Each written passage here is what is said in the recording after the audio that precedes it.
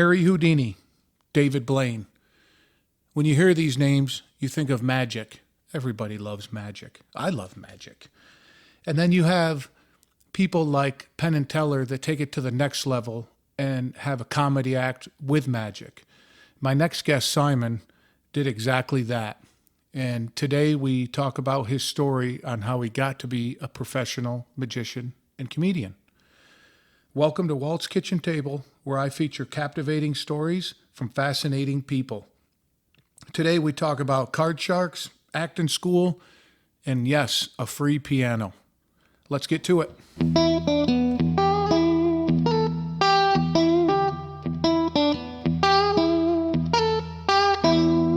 Or take the mic away. We'll talk all day long. Sure. You know, I mean, I know you don't have a problem talking, but... and at volume.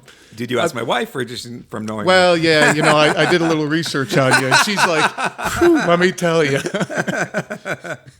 Well, I remember one time, we were at some event and you were talking and they went to hand you a mic and you're like, I don't need a mic. You know, you got one of those voices that carry, which in your profession works well. Sure. You know, so...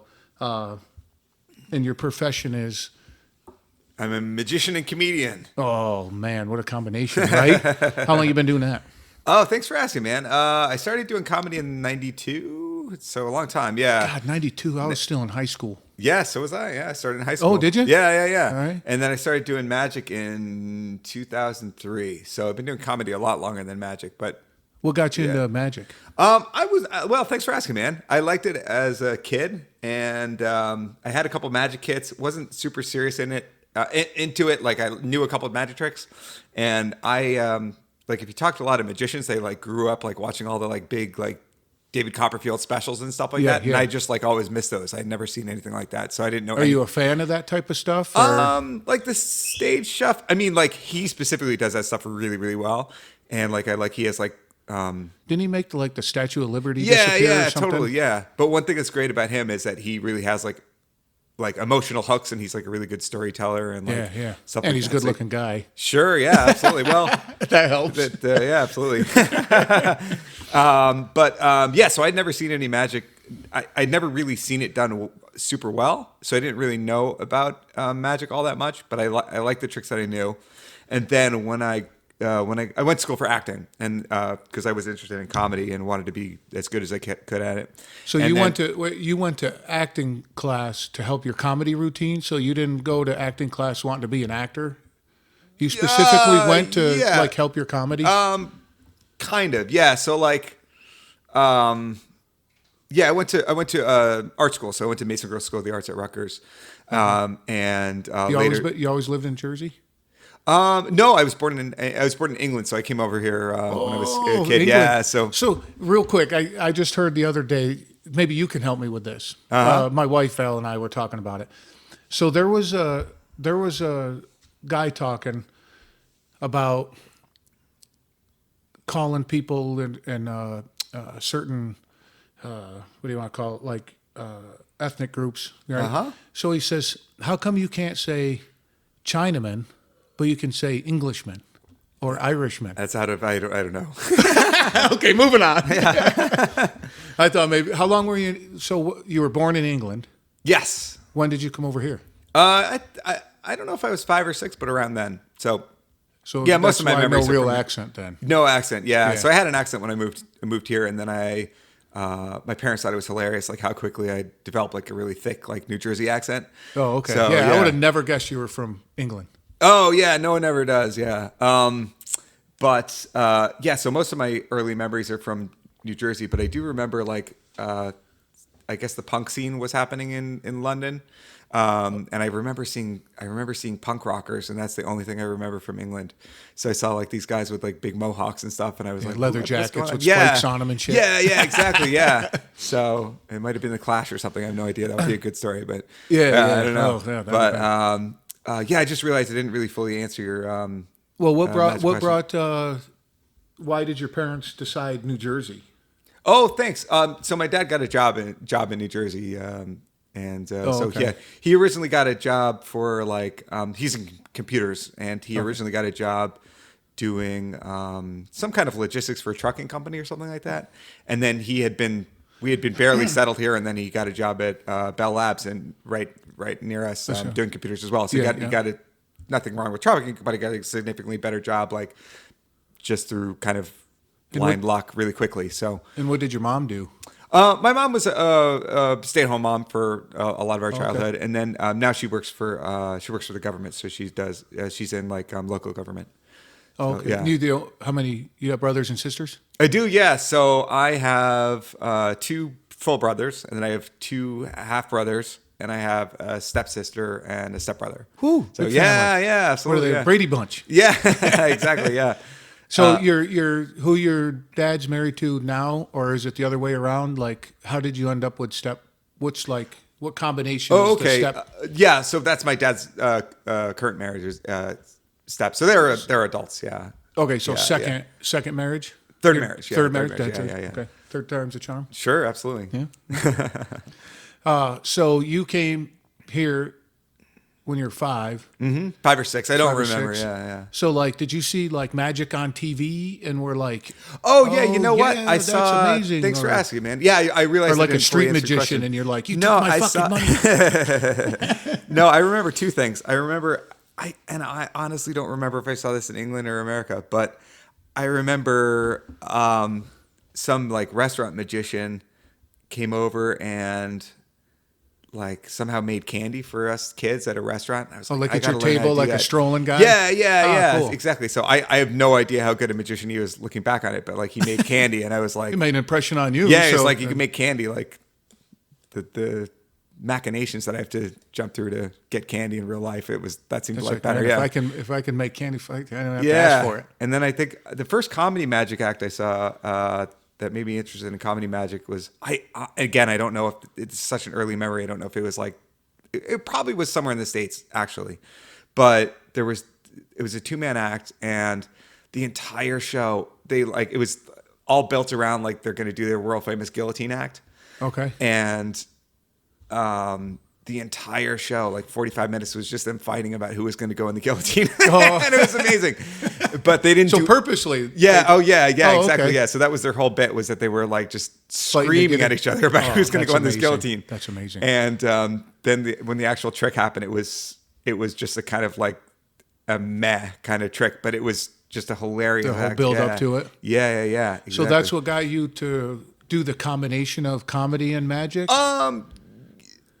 Yeah, kind of. Like I didn't really set out to be a comedy magician. Like I was always like a funny kid, and I remember, like, I don't even remember her name, but when I was a freshman, like some cute girl was going to take acting, and I was Well, like, that's all that matters. Yeah, Okay, exactly, so yeah. now we're getting down to yeah, it. yeah. No, all right. So It's all about a cute girl. I don't even remember who she was, but I'm mad at you. That's a good. yeah. So I thought I had one thing in my schedule, one like elective left to pick, and I knew this cute girl. And that was down at gonna be an Rutgers? actor, so no, I'm sorry. So this was in high school, like freshman year of high school. Yeah. okay. Yeah. So, and then I took acting, and I just kind of, I had, I was like a fish in water. I just had an ability as a comic actor for whatever combination of reasons. And so I started doing kind of plays and stuff like that. And I had an affinity for it, and it was a good fit. And then I went to college for acting, and I didn't know at that point what I wanted to do, but I felt really compelled to have some kind of show that I wrote and starred in.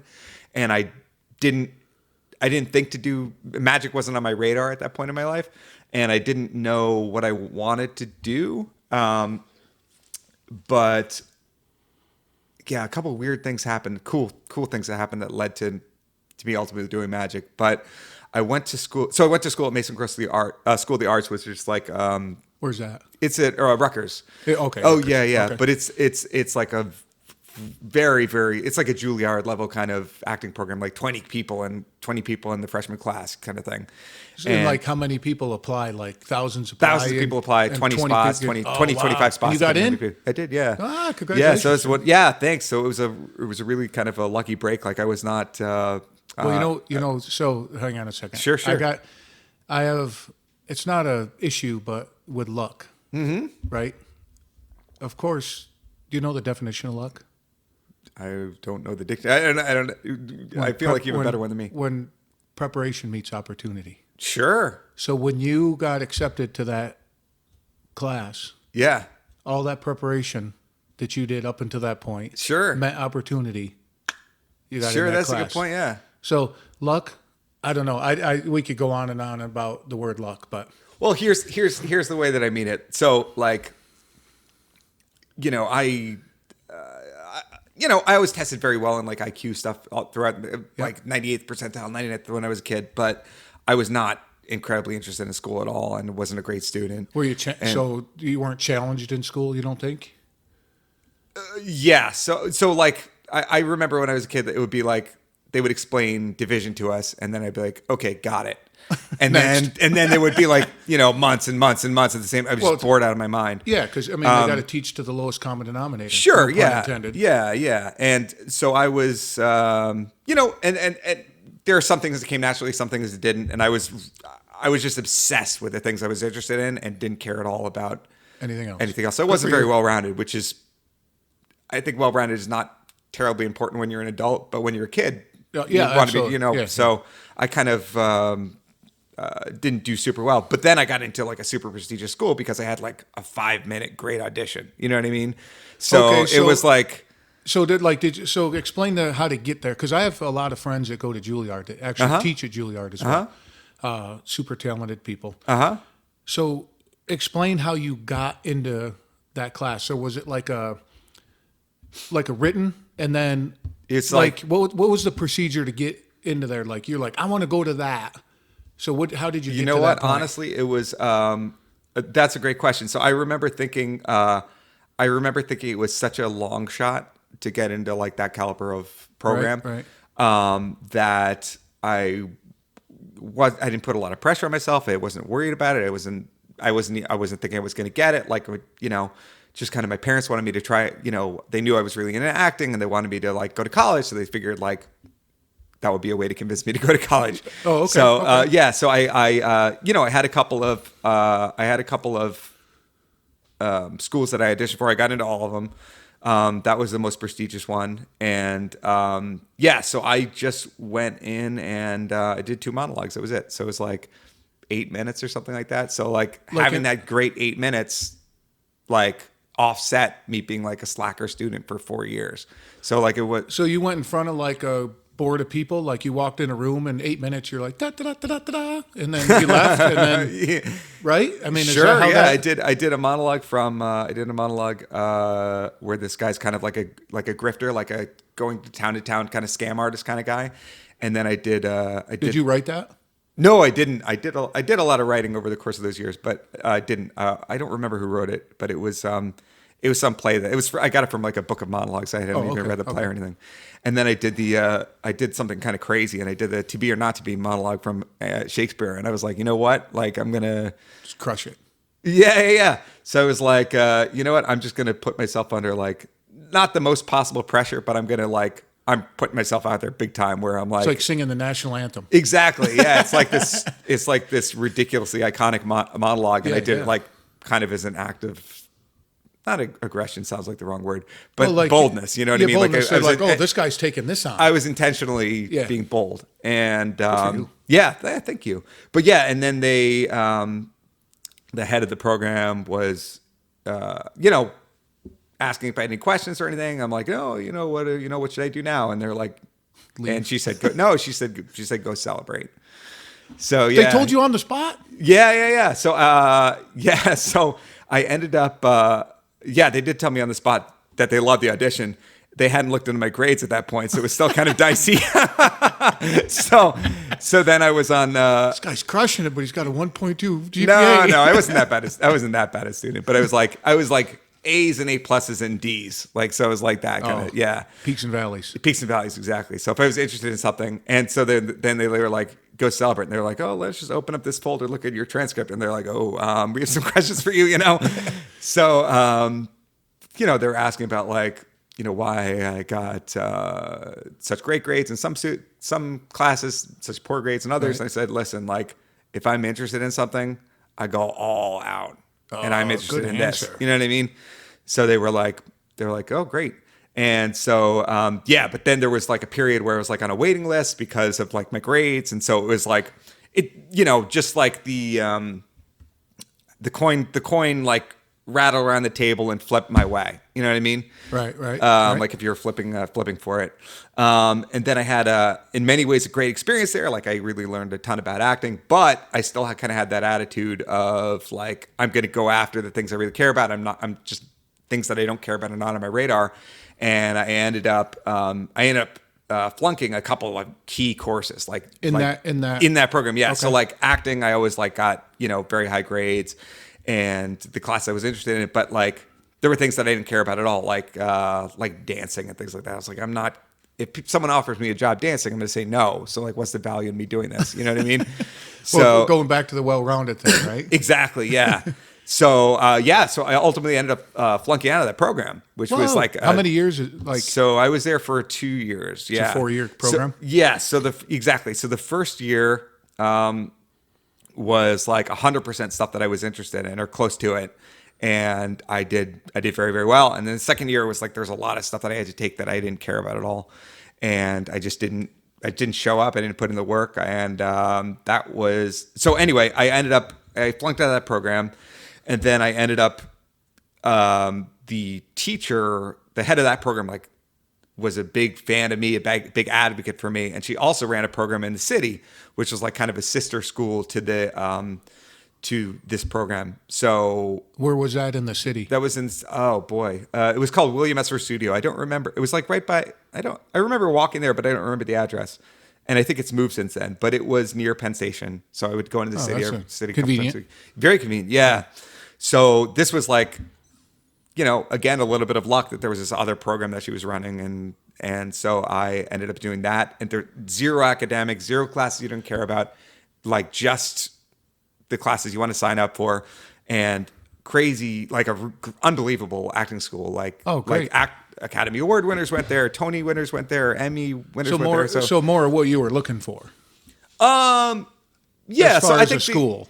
Sure. Yeah, I think that the actual training was like equivalent or exactly the same thing, and then there just wasn't the secondary, tertiary kind of stuff that I didn't care about. So I was able to be more focused in that environment. Cool. Yeah, it was really cool. Yeah. Now, how long did you do that for? So I finished up the program. So so I took like a Meisner it's like one of the main branches of acting. There's like the Stanislavski came over from Russia and introduced everyone to Russian style acting, and then there were like a couple of his students that split up into different philosophies of acting. So there's Strasberg and Meisner and all these kind of schools, and Meisner was one of the big ones. And so the guy who ran the program was a protege of Meisner, and then my teacher was a protege of him. I'm sorry. Yeah. So I learned Meisner. Anyway, that's like a 2-year, like very structured program where they teach you, they give you all these exercises that teach you like various aspects of being a good actor and good performer. And so, yeah, it's a 2-year program. So I did the first year.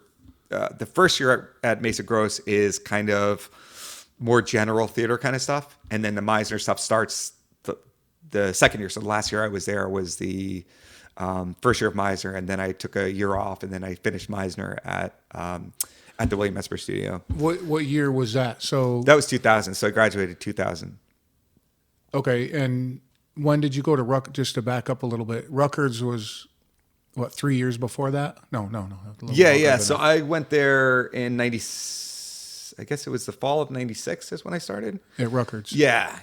Okay. And then you did 2 years there. And then 96. Was it 2 years? You said 2 years. Yeah. Yeah. And then you did it. Then you were kind of off for a year, and then you went to the school. The other school. Yeah. Just like working kind of menial jobs, and then. Like what kind? Like menial job? Oh, I just like mowed lawns. I like. I'm trying to think what things I did. Now, were you like getting, like, were you mowing lawns during the day and like doing acts at night, or did you have acts at that point? No, I took a break. I think I took a break from performing for like about a year. Yeah. So, Well, when you were at Rutgers, were you performing as well? excuse me. So, yes and no. So like my friends and I would like make little movies and stuff like that. And like, Oh, so no like paid gigs or open mics and all that? Did you do any of that?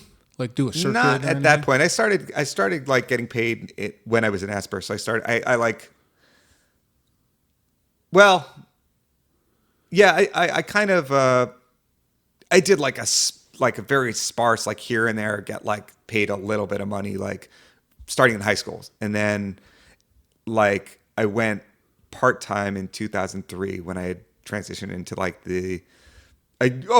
we'll touch on this too, but like I had like a stand-up career, like stand-up music career in there, like in the intermediary, like after Esper.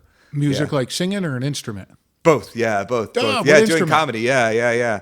So, so after I graduated Esper, I was driving around with a friend. I was thinking, man, I'm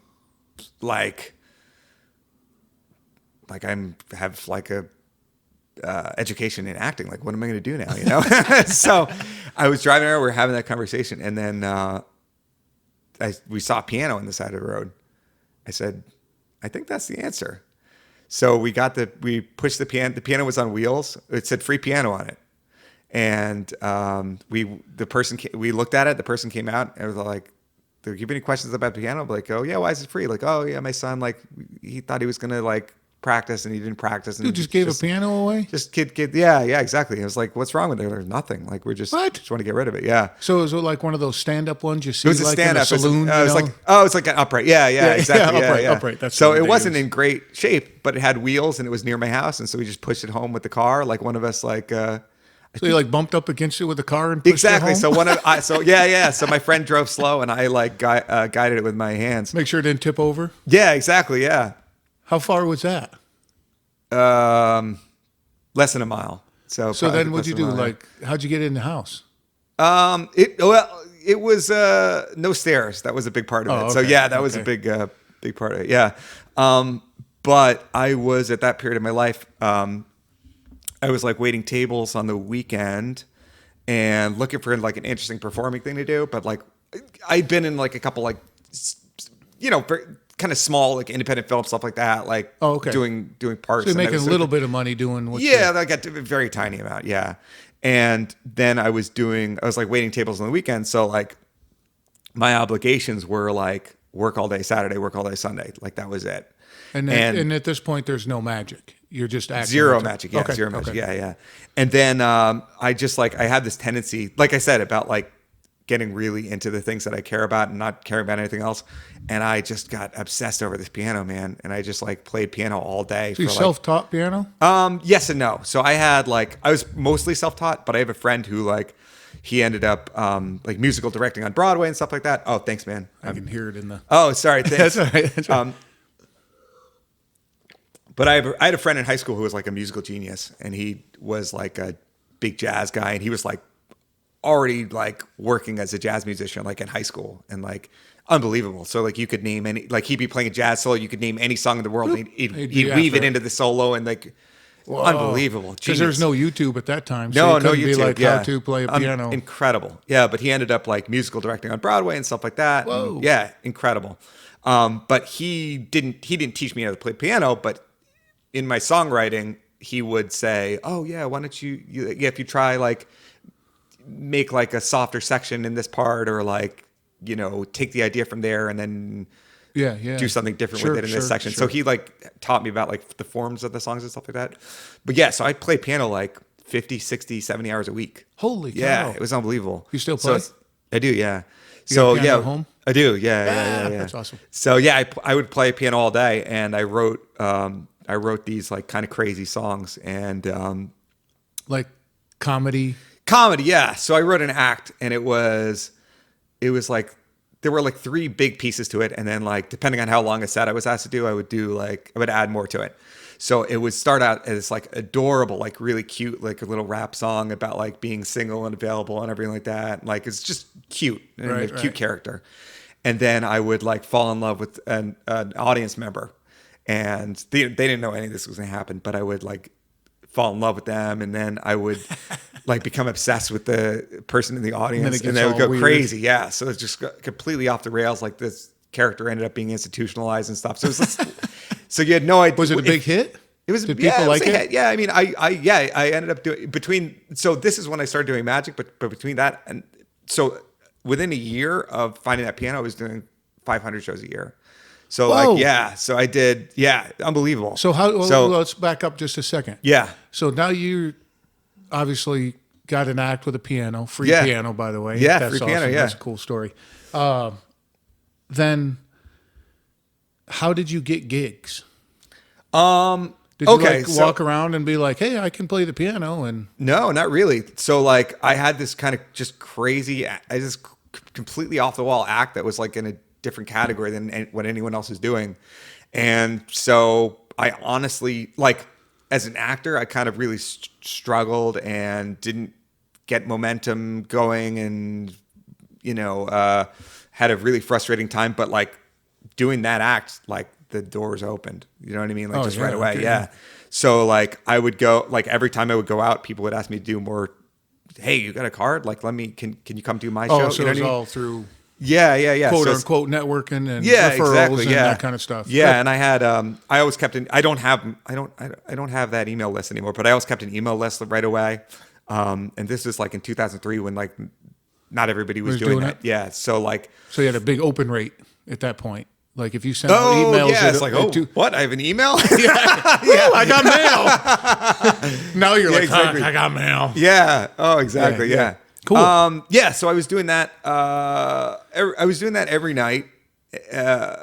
So like bars, restaurants, like where would you? Bars, restaurants, stand up. I ended up headlining a lot of the big clubs in the city in New York. Okay, cool. So yeah, it was really great. And then magic kind of came into it where I had a friend who was he was he's like unbelievably funny. So like almost everybody that I perform, like at Mason Gross and Esper, like the caliber of people was just phenomenal. Like people were just incredibly talented, and like, sorry, I just bumped the mic. But so people were like incredibly talented, but there weren't a lot of people that were like really funny.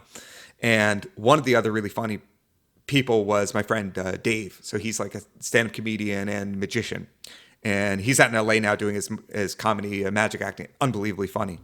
But he kept telling me to do it because nobody else is. Sure. Yeah. He was saying he was doing magic, and he was like, I think he was doing like 4, 5, 6 shows a weekend and like making a living at it. Like he quit his job and didn't have his side. That's grinding. Yeah. So he didn't have any kind of side gig or anything like that. And like I was doing my stand up, but also like, you know, waiting tables and everything like that. And he like very slowly convinced me to do it because I always liked magic, but like I didn't realize how good it could be. And like I'd never seen any great magicians. So I was like kind of not all that into it. And then he got this great job on a cruise ship. And he was like working like an hour a week and like going all over the world and like having a great time and like very well paid. And he was able to convince me to do that. So like for an hour a week, sure. I'll take that. Yeah, exactly. Woo. So it's like hour a week, like going all around the Caribbean and everything. So I ended up when he was gone on one of his cruise ships, I ended up signing up with one of the agencies that he was doing magic through. And they taught me like a very, very, very basic magic routine. Like literally the kind that you could learn in an hour. Okay. So nothing wrong with it, but I went out there and I started doing it just as practice to like develop an act, to audition, to do. Actually, you know what? I think there was no audition. I think that this guy, so he was like an opener, and it was like a partner act. And if he wanted to bring somebody, he could just bring somebody. So I don't think I would even had to audition. So I did. I was doing like, or like they trusted him and said, if you bring in somebody, like, just right. Like, we're going to hire you to do team act, just set it up, Yeah. Excuse me. So then I was doing like 5, 6, 7 shows a weekend doing that. and quit my job. So I was doing And that's in New Jersey and New York, or? almost entirely New Jersey. Yeah. So Oh, wow. so yeah. So the way it was like this was like one of the big like agencies that was in the yellow pages, like kind of like they had a range of performers, but it was like this. I was doing like the entry level kind of stuff. You know what I mean? Yep. And so they had just an unbelievable volume of calls, and they would say, "All right, you're in Somerset County on this Saturday. Here's your 5 shows or 4 shows or whatever." You know what I mean? Whoa. Unbelievable. Yeah. That's kind of nice. Yeah, it was great. I mean, it was tough to perform that much. It really was, but like the fact that I could quit my job and not have to like think about like the kind of stuff, have the time to like devote to like artistic stuff was like really cool. So a couple things happened around that time. Like first of all, like he lost his job at the guy Cruise lost ship? his job at the cruise ship. Yeah. I imagine that's pretty high turnover. I don't know much about it, but yes and no. So like he would do a lot of jobs that were like you go away for like 6 or 7 months. Ooh. So yeah. So I was kind of hesitant to do that. But I think that like when he was able to convince me when he switched to like he switched to 1 week contracts, or like it was 3 weeks on the ship and like you get a week off and something like that. And it was like a really good deal. it paid pretty well. Yeah. I mean, we were just out of college. So like it was chase women around on a cruise ship and perform magic 1 hour a week, right? Yeah. So, so he lost that gig, and I had a really weird experience. Like you're talking about luck and coincidence and stuff like that a little bit earlier kind of thing, or more luck. But, I had a really weird experience with magic. And, so I was working on a cruise ship, like it wasn't like a week-long cruise. It was like a single day, like somebody like one of those things where you like go around New York Harbor, or like people are having a big party. They're like, I'm doing like a yacht day or whatever it is, you know, like strolling magic. Yeah. You So I did almost point. entirely strolling, and it won a half-hour show, 45 minutes, something like that. Yeah. But I had one of the craziest things happen to me because I had never had an experience with great magic. Like I'd never seen great magic. I'd never seen like a truly great magician up close. I'd never seen a great magician on TV. But I had this crazy moment where I was doing this act where like I'm jumping up and down, like I'm really excited about this thing that's happening with an onstage volunteer. And somebody in the front row said really loud, they said, "Oh my goodness, like you're hilarious. You got to give me a card after the show." And I said, "Yeah, absolutely." And I jumped up, and the weirdest thing that's ever happened in my life happened. A gust of wind hit me, and I dropped faster than my business cards did in my pocket, and business cards went flying all over the place.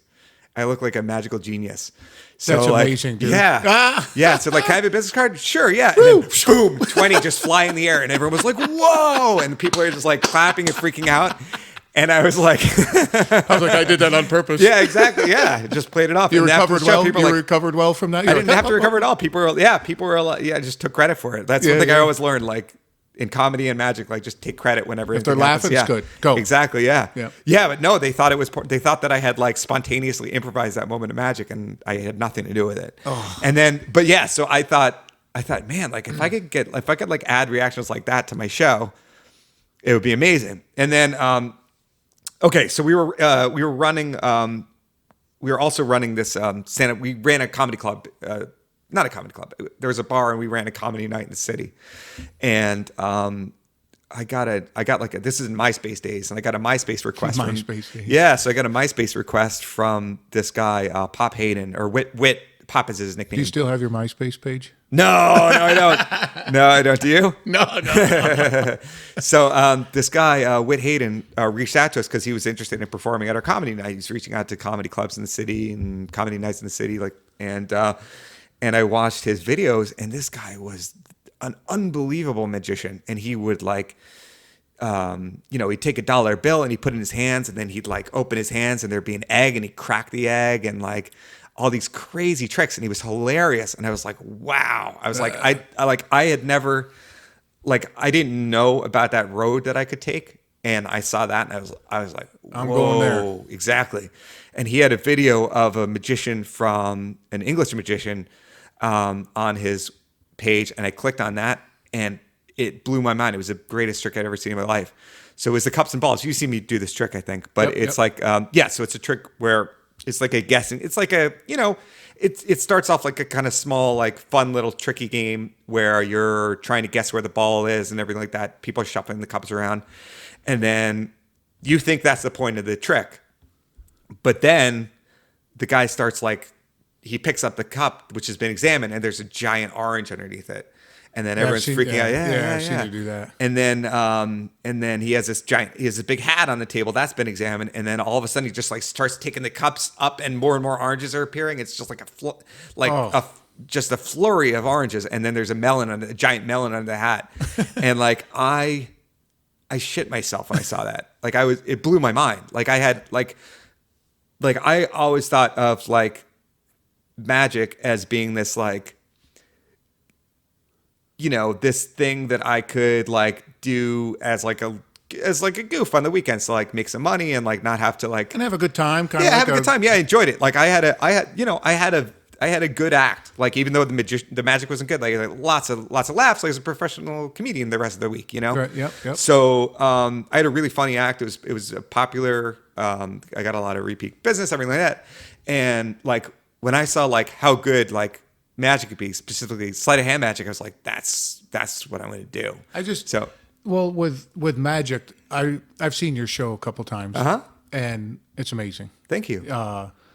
Because I feel you have a perfect whatever, but you have a great combination of comedy / storytelling with magic. Thank you. Right. So you're not just up there. I know you're strolling magic. You kind of like flip through tricks, you know, it's fun. Sure. Right. But your act, you drag it out just a little bit, but not so long. You're like, dude, just do the fucking trick. Sure. You ever see those guys that you're just like, stop talking, man. For sure. Just do the trick. Absolutely. And then when they do the trick, you're like, okay. Yeah. That was kind of anticlimactic. Sure. You know, and then you got the other guys on the other side that just rip through tricks, which I'm a fan of both that and yours. I can't stand when they talk forever and then one little trick. Yeah, for sure. Yeah. So sorry. Thank you. I appreciate that. Thank you. Your show's great. Thanks, man. Thank you. I appreciate it. Yeah, thanks. And I'm the type of person too, and I talk, you know, my wife and I talk about it. I'm the guy that doesn't try to figure it out. I just sit back and enjoy it. Sure. It happens. You're like, oh, that was fucking That's cool. Yeah. Okay. And people next to me, people are like, I think he did this. I'm like, dude, just enjoy it. But if you try to figure out whatever, that's your thing. Sure. But yeah, it's a lot of fun. Thanks, man. Yeah. Yeah, thank you. So you went from, now you have a pretty good combination. At this time, you have a pretty good combination of comedy and magic. You're doing it full time. Oh, yeah, exactly. Right? Yeah, so what year is this? How long out of college was 2000? Well, or out of not Rutgers, the other school. Yeah, Sorry, so graduated 3 years. So yeah, 3. Okay. 3 years. So I had at that period of my life. I mean, you know, I was young. I had a ton of energy. It was a good way to do it. But I was doing like a ridiculous amount of show. Like I said, between stand up and like the magic that I was doing, it was like 500 shows a year. So were they combined at that time, or were you doing like a stand up and then a magic show, or a combination? Not combined at all. Yeah. So like not combined at all. So I had like the comedy music acts mostly during the week at night, and then on the weekend at night sometimes too. But yeah. So it wasn't combined. Yeah. So like the comedy, the magic show was like 95% comedy at that point. So I didn't really have a right to really call myself a magician. You just had a few tricks in there and that's it? Yeah. I mean, they were like, you could walk into like a costume shop and buy those tricks and know them in an hour. Yeah, exactly. So like in contrast, like a lot of the things that I do now, like, you know, they took me like a year to put in the show. Did you attack magic like you did? You know, you're like, I did, I'm interested in, and this is 100%, I'm going in absolutely, on it. Yeah. Cool. Yeah, man. So what I did is I got a bunch of, okay, so this is kind of a cool story from my first mentor. So there's this like legendary card magician, and so the story goes that in like 1930, there was this group of like the greatest magicians in New York City that would always get together, world famous acts and just unbelievable, like top shelf magicians. And they would kind of work on things together, show each other tricks, give each other ideas, that kind of thing. And one day someone just showed up to the meeting unannounced, and they said, who are you? What are you doing here? I'm like, I have the greatest card tricks that you've ever seen in your life. And they're like, come on. Like, this guy over here, he's done this. That guy's, just gotten back from like, no, just listen to me. I have the greatest card tricks that you've ever seen in your entire life. And they go, this guy's full of shit, And he goes, you got a pack of cards? They're like, yeah. He goes, I'm not going to touch them. He goes, mix them up. He goes, all right, mix them up. And he's like, somebody had a blindfold. They did like a knife throwing act or something like that. He said, can I borrow the blindfold? They're like, yeah. Is this a real blindfold? They're like, yeah. They blindfold. I guess you have to ask a magician if it's a real blindfold. You do, yeah, you do. Never could be too sure, yeah. So they say, all right, let us, we'll watch one card trick. And he goes, all right. He goes, all right, I'm going to show you one card trick. And so he's blindfolded, cards are shuffled, someone else's pack. He says, name a poker hand. They say, what do you mean? Name any poker hand. He goes, a royal flush, hearts. Blindfolded, shuffled pack, someone else's pack. The guy deals. A royal flush. A royal flush, of hearts only, yeah. And these magicians shit themselves. They know everything. They've read every book on magic going back hundreds of years. They have no idea what they're looking at. And the guy that they said they would only allow to do one trick, they begged him to show them tricks for like 3-4 hours. And then this guy just vanished. And people spent a long time trying to track him down. Yeah. Not vanished like in a puff of smoke, but like after the night. Yeah, that would have been. We have to talk about magic. That would have been on clear. That would have been on theme. Yeah, exactly. Yeah. So the guy just vanished. No one was able to track him down. The people wanted to learn from him.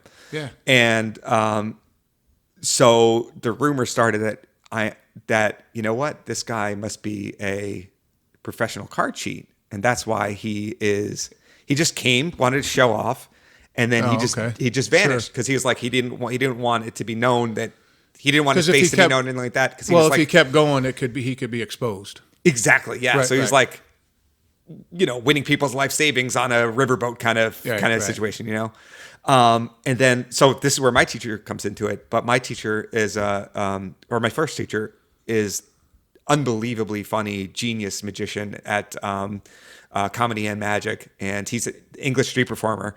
And street performing is like it's seen very differently in Europe than it is in the States. So in Europe, it's like, it's cool. It can be kind of like, it's not prestigious, might be the wrong word, but it's like very highly respected. We're like, this is, you know what I mean? It's like, here you're like, an artist, this guy's a homeless dude with a pack of cards.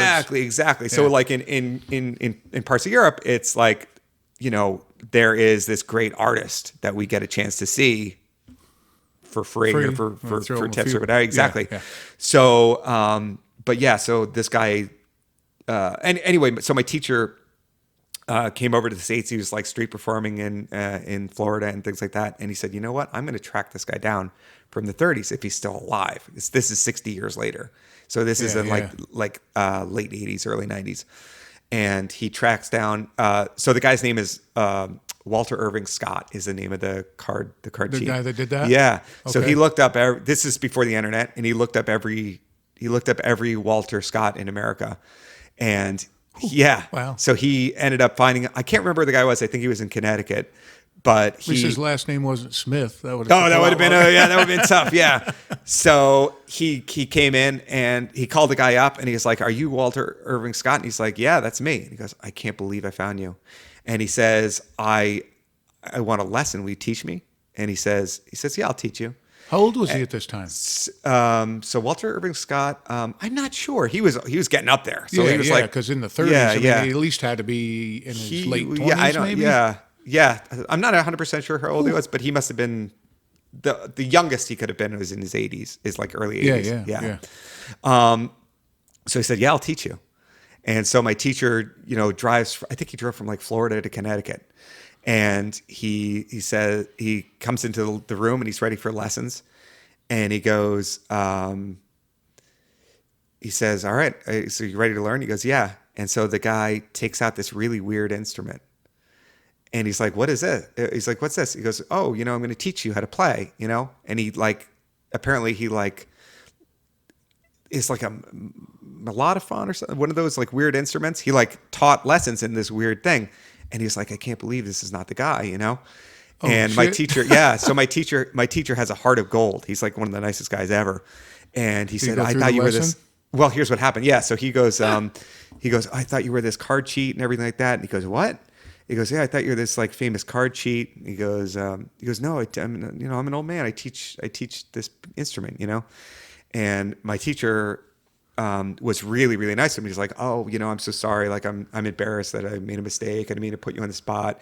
And like, the guy's an old man at this point. He's like talking to him for a couple of hours, and like just really, my teacher, unbelievably sweet guy. And he goes, well, I'll pay you for the lesson. I'm really sorry about the misunderstanding. And the old man takes a look at him like he's sizing him up, and he goes, what do you want to learn? And he takes him in another room. It's got all these like tables with cards spread out and everything like that. Oh, he wanted to make sure he was like, yeah, like, exactly. cool. Yeah, exactly. Oh.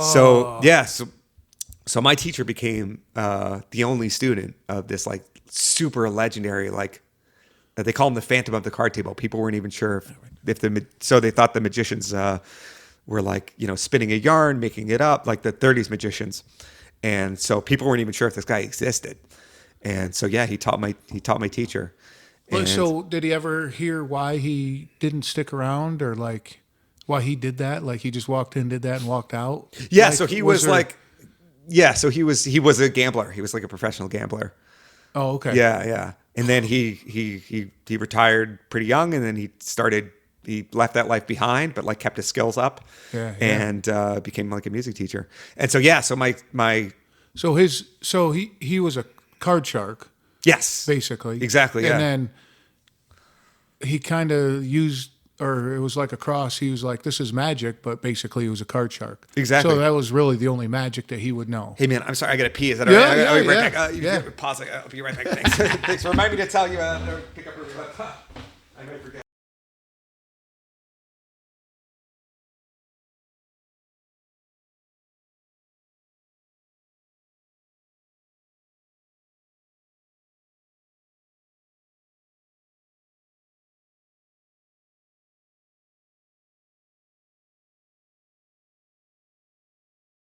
Like, this is such a great guy that I'm gonna teach him. Getting up in years and might as well pass it along, right? Exactly. Yeah. So did you learn some of that stuff from him? Yeah, a little bit. Yeah. So like, I'm not like.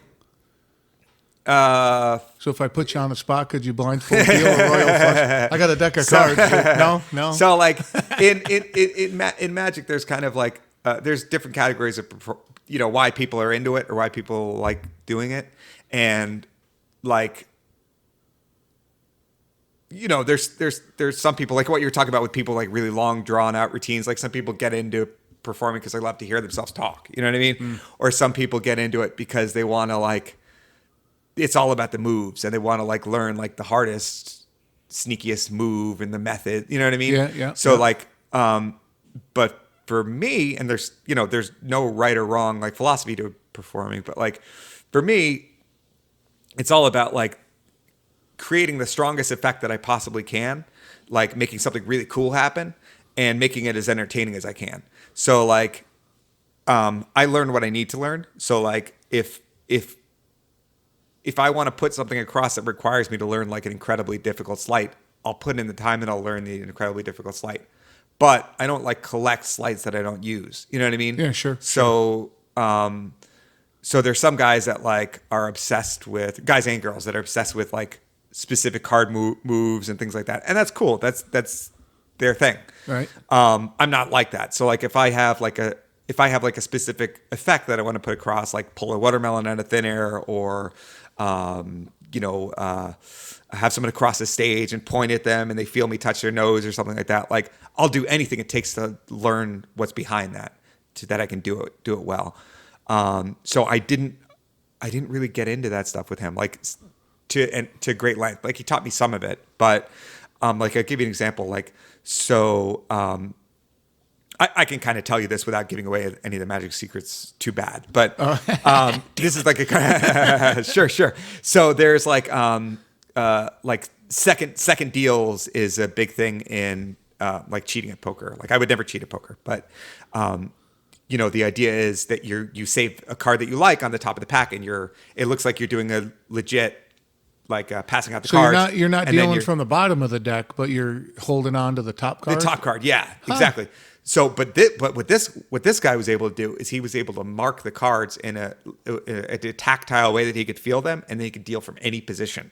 So he could do like the 30th card. He could deal it and make it look like he was dealing from the top. Unbelievable. Holy shit. Yeah, probably one of the only people in history that could ever do that. This is this is the William dude. This is William Scott. Yeah. Yeah. So, and he taught my teacher all that stuff, and my teacher became like a world-class expert at it. Did he go to like the Atlantic City and make a bunch of money? I didn't ask him.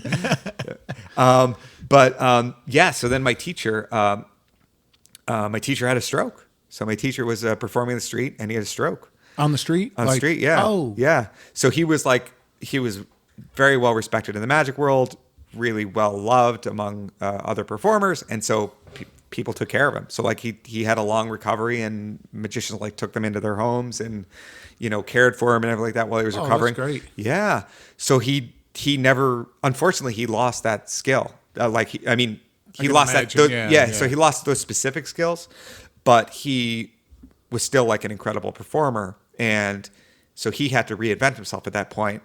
And he was like this incredible card magician, one of the best ever. He had access to these incredible secrets and like perfected them. And he lost that skill because he had a stroke. So his dexterity was like not only as good as a regular magician, but not as good as a regular person. So he had to really work a long time to like build up his skills. So anyway, long story short, he reinvented himself, and he learned. He got into the cups and balls, which is that trick I was saying. It ends with 6 oranges and a melon. Great trick. Unbelievable. One of the best tricks in the world. Yeah. So he became world famous for doing that. So he like and that became like his kind of signature contribution to magic, other than being like a great comedian, great magician, great guy. So, so he was, I think I was circling back to how I came to be his student. So I went to he was going to be in teaching on like a magic convention in Pennsylvania. And I think I just met my wife at this point, or we've been dating for a year or something like that. And we decided to go together and check it out. And so I took this like workshop, like group workshop with like a bunch of people, like walking through things. And over the course of him teaching, he like talked about how I think there were like some people that were a little older that had gotten into magic, and someone asked a question like, is it too late to learn magic? Like I'm in my 70s or something, you know? And he said, no, he's like, you know, like I teach private students, and like one of my private students like got into magic at 75 and like became a great magician at like 76. You know what I mean? Oh, that's great. Oh, excuse me. Yeah. So afterwards I asked him about like these workshops, and so the way he does it is he does like a one-on-one, like intensive, like week-long workshop where he like, you show him everything that you do, and then he gives you pointers and teaches you like basically his entire professional repertoire or close to it. And so at this point, this is the point where I'm working like 500 shows a year kind of thing. And yeah, so like, you know, for my age, like it was definitely good money, and I was definitely in a comfortable situation for someone of my, like, you know, 20, I was 23, 24. Like I was but like, you were working for it. I was working for it. Oh yeah. So the point of what I was saying was that like I was doing like very entry level shows, but a ton of them. So, you know, we talked about like what would be involved in getting, flying him out to the States and having me do this magic workshop and everything like that. And like, it was a ton for me at that time. So I had to like, I think I got an extra, like I was doing some restaurants, like I'm doing magic at restaurants. So I got an extra restaurant. And so I was like hustling like crazy for like a year so that I could spend a week with this guy. Yeah. Oh, great. And, and I was like, you know, what if we don't gel? It's like, I know he's a great magician, but like, what if like his teaching style doesn't work for me or whatever? And like, I've spent like a year, like trying to get this going. Building it up too, like in your mind. Yeah, like, exactly. Yeah. Go work with this guy. But then so I showed him one trick, and he just looked me dead in the eye and he said, slow down. And I just slowed down a little, and he's like, that's 100 times better. And like, Whoa. yeah, That was like your first lesson with him? yeah, exactly. Yeah. So I was like going too fast, and he was like, it looks like you're trying to hide something even when you're not. And like, you got to relax. When you relax, the audience will relax, And he taught me some tricks during that. I mean, it was stuff that like I would have to practice a lot before I was ready to do it. But I had a show that night, and the reactions I got just from him telling me to slow down, people were freaking out. So like, I was a better magician, like in an hour. Instantly. Yeah. So you're like, I got a week with this guy. Yeah, exactly. Woo! Yeah.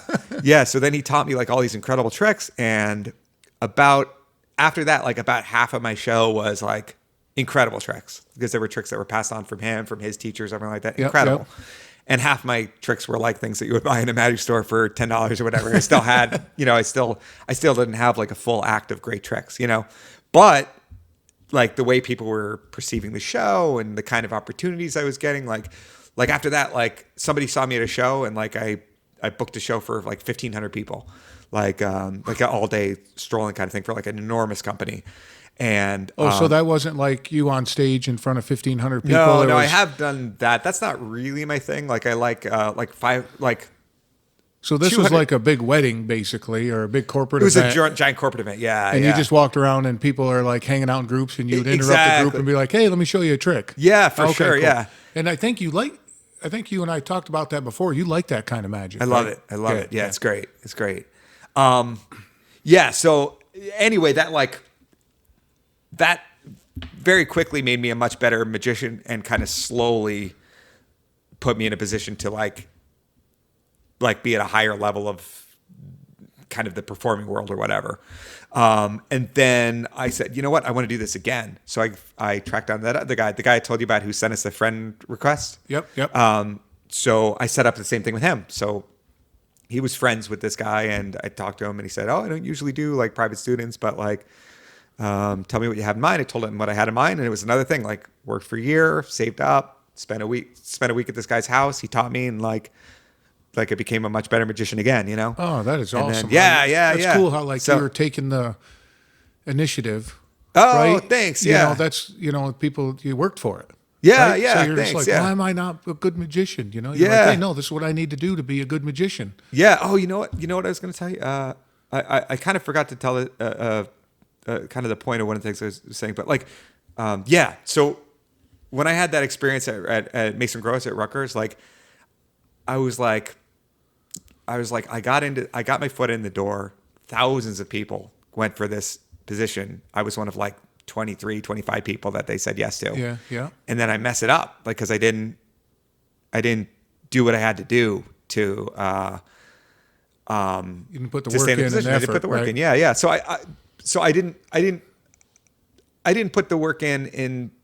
I put the work in where I wanted to, and I didn't put the work in. I didn't do the grunt work that, I thought, I'm never going to dance. I don't want to take dancing classes, but like it's part of the curriculum that they laid out, and I just didn't respect that, Yeah. So that was like a real pivotal moment for me, like when I got out of that program, because I was like, I know that I was like kind of, however you want to say it, blessed with a certain amount of ability where like someone could see something in me that I'm able to go have that kind of opportunity, But if I don't work, then everything's going to fall apart. Yeah. So I was like, I just looked myself in the mirror after that happened. I said, no one's going to outwork me at like. Oh, that is awesome. Yeah. I love that attitude. No one's ever going to outwork me again. Yeah. Great attitude. Yeah.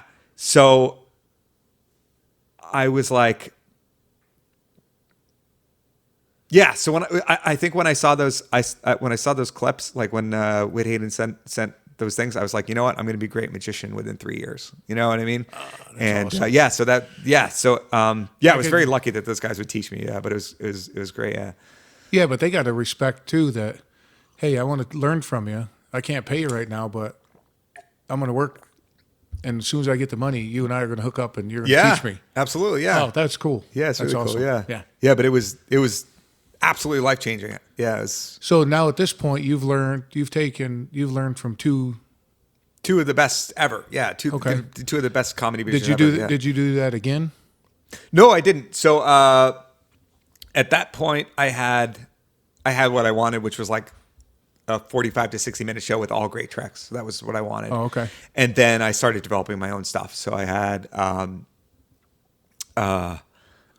So you built like a foundation of a show, and then you started tweaking it a little bit. Yeah, exactly. Oh, okay. So, when I started doing magic, I could say like, I'm a very good entertainer and everyone will have fun, but I had no right to claim that I was a good magician. You know what I mean? Oh, okay. And then slowly, I just wanted to get to the point where I could say, I will do a great magic show for you. And then I started developing my own kind of thing. So like, yeah, so like they're incredible routines that were like passed down from generation to generation and like polished by each performer, and like each performer improved upon it. And like, now that was you're like, doing that. Yeah. That's Thanks. cool. Yeah. So that was like the foundation of my act. And then once I had that, I was like, I took a kind of a stand-up approach to it, where like when I was doing stand-up, like a lot of the acts would kind of like sandwich new material. Like, so there's two ways that like stand-ups will develop new material. And one is that they'll just go in with like a brand new act, and they'll bomb for like however long, So do you think they'll at that point, do they go in and they just go into like no-name comedy clubs on a Wednesday night just to perform it in front of 25 people and just like, bomb it and just be like, okay, that didn't work. Let me turn that around a little bit. Sure. And like the biggest comedians in the world would do this. Like Seinfeld would do this. Chris Rock would do this, Yeah. But there's also acts who kind of don't have the luxury of being able to do like a bad show. And like the work that these guys are doing is like beyond beyond imagination how talented they are and how hardworking, how great their shows are. But they can sell at stadiums for 6 months and then have like 6 months of like shows that aren't that great while they're building. Right, you know what I mean? Right. Sure. Whereas like a guy who's like working for a tiny bit of money, like every show has to be good. Like, they don't get as good. But like, anyway, I'm circling around to saying that. Yeah, but do you think like, that even the big guys that like sell out stadiums, like you're saying Seinfeld and Chris Rock and all that, you got to think that they'll go to like a no-name club, like out of nowhere, like I'm just going to throw some stuff out there, driving through Nebraska and just hey, I'm going to go in here and just spit this. I'm kind of working on a routine. Yeah. So I'm just going to throw it in front of somebody and see what happens. Yeah. You got to work on it, right? Sure. I mean, to build a solid 60 minutes in front of a stadium, that doesn't happen overnight. Oh yeah. No. So kind of circle back to the, there was like a second part that I forgot to mention, but like the contrasting style is to take like your established A and B material and have most of the show be that, and then have one thing that's new that you're trying out. So you'd be like I'm confident that I'm going to go in front of this crowd and do really well, but I'm also going to work on this one routine that might not go well. I'm not going to risk the entire time. You know what I mean? So you do like your A material and then throw in like a C or D thing just right at that point and just see how they react? Sure, yeah. Because they're warmed up. They're warmed up, right? Exactly, yeah. So it's like, like two bad tricks in a row or three will ruin a show, but like one bad trick between like two like hilarious things that are really cool, it's right just over like, their head. And they don't even think about it. But in your mind, you're like, okay, I need to tweak that a little bit. Yeah. So working with those guys allowed me to get to the point where it's like it's all like, mostly through their genius. It's all A material or close to it, and I'm going to start working on routines. And the way I did it was like about a routine a year. So it takes about a year to like polish something and have it be like, I could see that. You know what I mean? So, so that got me in the position where I was like, all right, like I've got a good solid show that like I can, do in a lot of circumstances. I'm sure it's going to go well, and start doing it myself. Yeah. Right. Now I think the one big show I saw of yours was that it was at that club out in Sparta, I think. Oh, okay, sure, yeah. Was that an hour? Probably, yeah. I think so. Right? Yeah, that was a lot of fun. Oh, thanks. I appreciate it. Yeah, thanks. And then the Princeton one, I think that was the first time I ever saw you perform. It was incredible, dude. Thank you very much. Appreciate it. Thanks, man. It just your style and the mix of comedy and magic. And, thanks very much. Appreciate it. How do you handle like hecklers? I've seen you handle. I can't remember how you handled him though. At Princeton. Oh, really? Somebody I don't was remember that. somebody was like, I can do that, or like they said, no, this is how you did it or something. And you did this like little one liner, and I was I was filming you at the time, and I was like, that was amazing. Yeah. So do you get a lot of hecklers? No, or? I don't. No. Like when I did stand up, I would, because I had a music act, and it was loud, and it would kill in situations where like everyone was there to see the show. But there would also be situations where it's like, hey, like I'm running a comedy night in like a half a bar or whatever. Right. So like half the bar is like really into it, and the half other the bar is like just trying to have a conversation. This is a really loud act. You know what I mean? Oh, I see. Yeah. So of yeah, course. I would run into problems there. But like, you know, You just blow right over it and don't give them the attention. I would get in fights.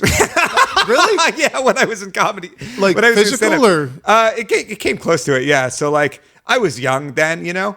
young and cocky and like, this is my show. Yeah, exactly. Yeah, and like you know, at that time, like in my life, like I was working. You know, I was working as hard as anyone could in show business. I was doing 500 shows. Yeah, that's you know what I mean? incredible. Yeah, and that's like incredible. you know, I was doing okay, but I wasn't making a ton of money at that point in my life. And like to have somebody like mess with like the 5 minutes of my day that mattered to me. Like Yeah, you worked I would all be week furious. for this Yeah. 5 minutes. Yeah, and so somebody- I'm way more cool headed now, but like, and I don't get a lot of hecklers, because think about this: you see somebody that's doing well at comedy and doing well at magic, are you going to mess with a comedy magician? You know what I mean? Yeah, Like you're going to mess no, with somebody who can embarrass you as a magician and embarrass you as a comedian. comedy- You yeah, know what I yeah, mean? that's a good point. So like, yeah, I really don't have a lot of problems with hecklers at all. Like if people are enjoying themselves and like, you know, and I think a lot of people that like, I think a lot of issues that people have with hecklers, like big acts and stuff like that, is like, you know, they might just have someone in the audience that their life is a mess. You know what I mean? Yeah, yeah. And Well, that's the thing. Like you walk down the street and somebody yells at you, it's like, that's Yeah, on them. exactly. Yeah. Something's going on in their life. Yeah, for sure. Right. But like a lot of the shows that I'm doing now, it's like, you know, I've been climbing the ladder for 17 years at this. Yeah, So like yeah. I'm performing at a lot of like Total really respect, nice dude. companies. Yeah, yeah, Total exactly. respect. Oh, yeah, cheers. Thanks.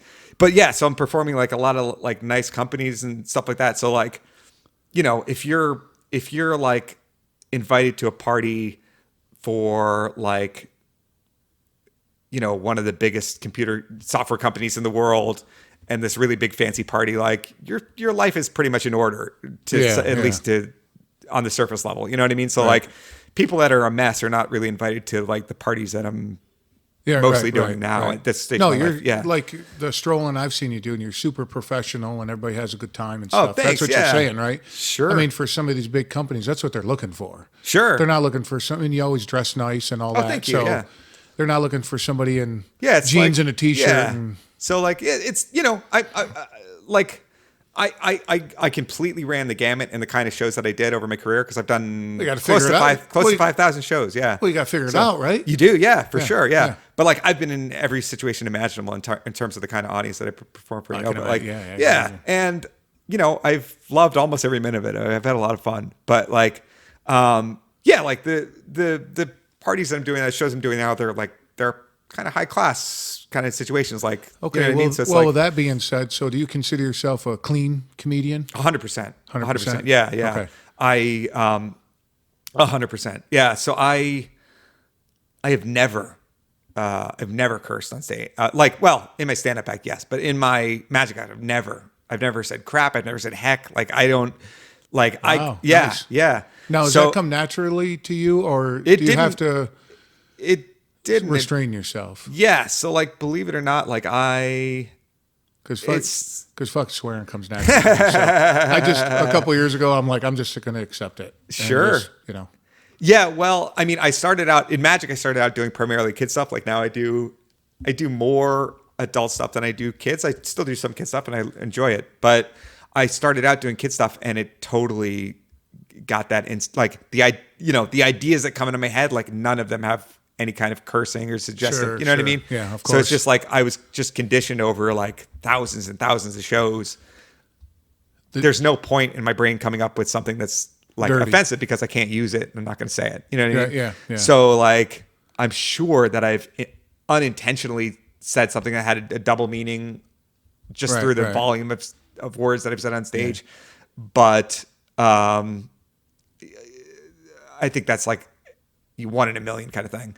But so I work 100% clean. So it's not, I don't think I set out to do that, but it's, well, the thing is, you don't set out to do it's natural. So now it's easy for you to do it all day long. Sure. Because that's naturally who you are. Yeah. I imagine, right? Yeah, for sure. So if you try to be dirty, it's not natural, and the audience is going to sniff that out. Sure. Yeah, totally. And I think it's, I think, you know what it is? I think part of it is like, I'm not saying that it's a crutch to be profane or offensive or shocking or anything like that. I'm not saying that. There are people that do it brilliantly. I love dirty humor. So there's people that do it brilliantly and like that's. And I love clean humor. Yeah. So there's people that like, do things that are offensive and stuff like that, and they're pushing boundaries, and like that's their art form that they're excelling in, and that's great. But when you take away that tool of like shocking people in that way or being offensive or being suggestive or whatever, you take away that tool, you develop other tools because you have to. Right. So I kind of hit a point where I was like, if people say, "Oh yeah, you could be a little dirty with their group," like I don't need to because like I'm gonna crush you. Yeah, you put me in front of like an audience that's paying attention to what's going on. I'm gonna kill it. You know what I mean? So it's awesome. Like, yeah. So I do work 100% clean. I think that like my stand-up show was technically clean, but like, for the most part, yeah. So yeah, nice. Yeah. So what's so now you got what 17 years in? 17 years, yeah. A ton of shows. Yeah, absolutely. And clean comedy and magic. Absolutely. Now what? This interview is the last thing I had planned. This is what I've been working up to. How many hours you put into this interview? No, I'm just doing like one thing. Thanks for asking, man. One thing I'm working on right now, which I'm having a lot of fun with, is like custom magic. So. Penn Jillette of Penn and Teller said that Variety, like going into Variety, would be a good idea for someone who looks at the movie Groundhog Day and says, "Wouldn't that be great?" So like you're doing the same thing. Yeah. Oh so man, that is a great quote. Yeah. That is a great quote because I say Groundhog Day. Yeah. I reference that all the time. Yeah. I'm like, this is like fucking Groundhog Day. Yeah. So you're like doing this. You're doing the same thing over and over again. You're getting better and better, and nothing changes. You know what I mean? Well, good. So like, what'd you say? I was just gonna say, no, I'm not a. Why? Sure. Oh, why? Right. So what I was saying is that like there's an appeal to Variety performing in that way, where you're like. Like the vaudeville acts would do this too. It's like you're taking like a 45-minute show and you're polishing it like a diamond, where like it's just so much fun. Like one of my teachers, Whit Hayden, said that it's like it's the feeling of letting go of a bowling ball and knowing it's a strike before it leaves your hand. So it's just this feeling of being like in this total flow Zen state of like. Sure. Now, are you a fan of that, or do you like a little chaos on stage? I like a combination. Yeah, combination. Okay. Yeah. So so I'm doing a lot of custom magic right now. So like. It's not an enormous part of my business, but like I do like some like conferences and things like that where I will like, let's say like open up for like a famous like author or something like that. And kind of warm the stage up. Yeah, exactly. Yeah. So I'll go and I'll do primarily my act, but I'll include some segments that are like customized to them. So like, oh, of course. So like, I have this thing where a really funny routine where I borrow $100 bill from someone and then I give them a chance to win it back. Oh, okay. And I have. How many times you keep it? 100 out of 100. No, but I end up something crazy ends up happening with the bill, and they end up getting to keep it. But okay. So I have it in one of 5 envelopes, and the idea is I know where it is. I'm going to try to influence you to not pick it.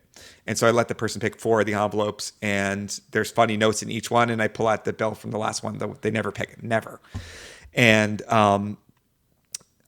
so I theme. So like an example of what I do with my custom magic is I theme each of those. So like let's say like a company is like they've had 5 big inventions this year or something, or 5 big products.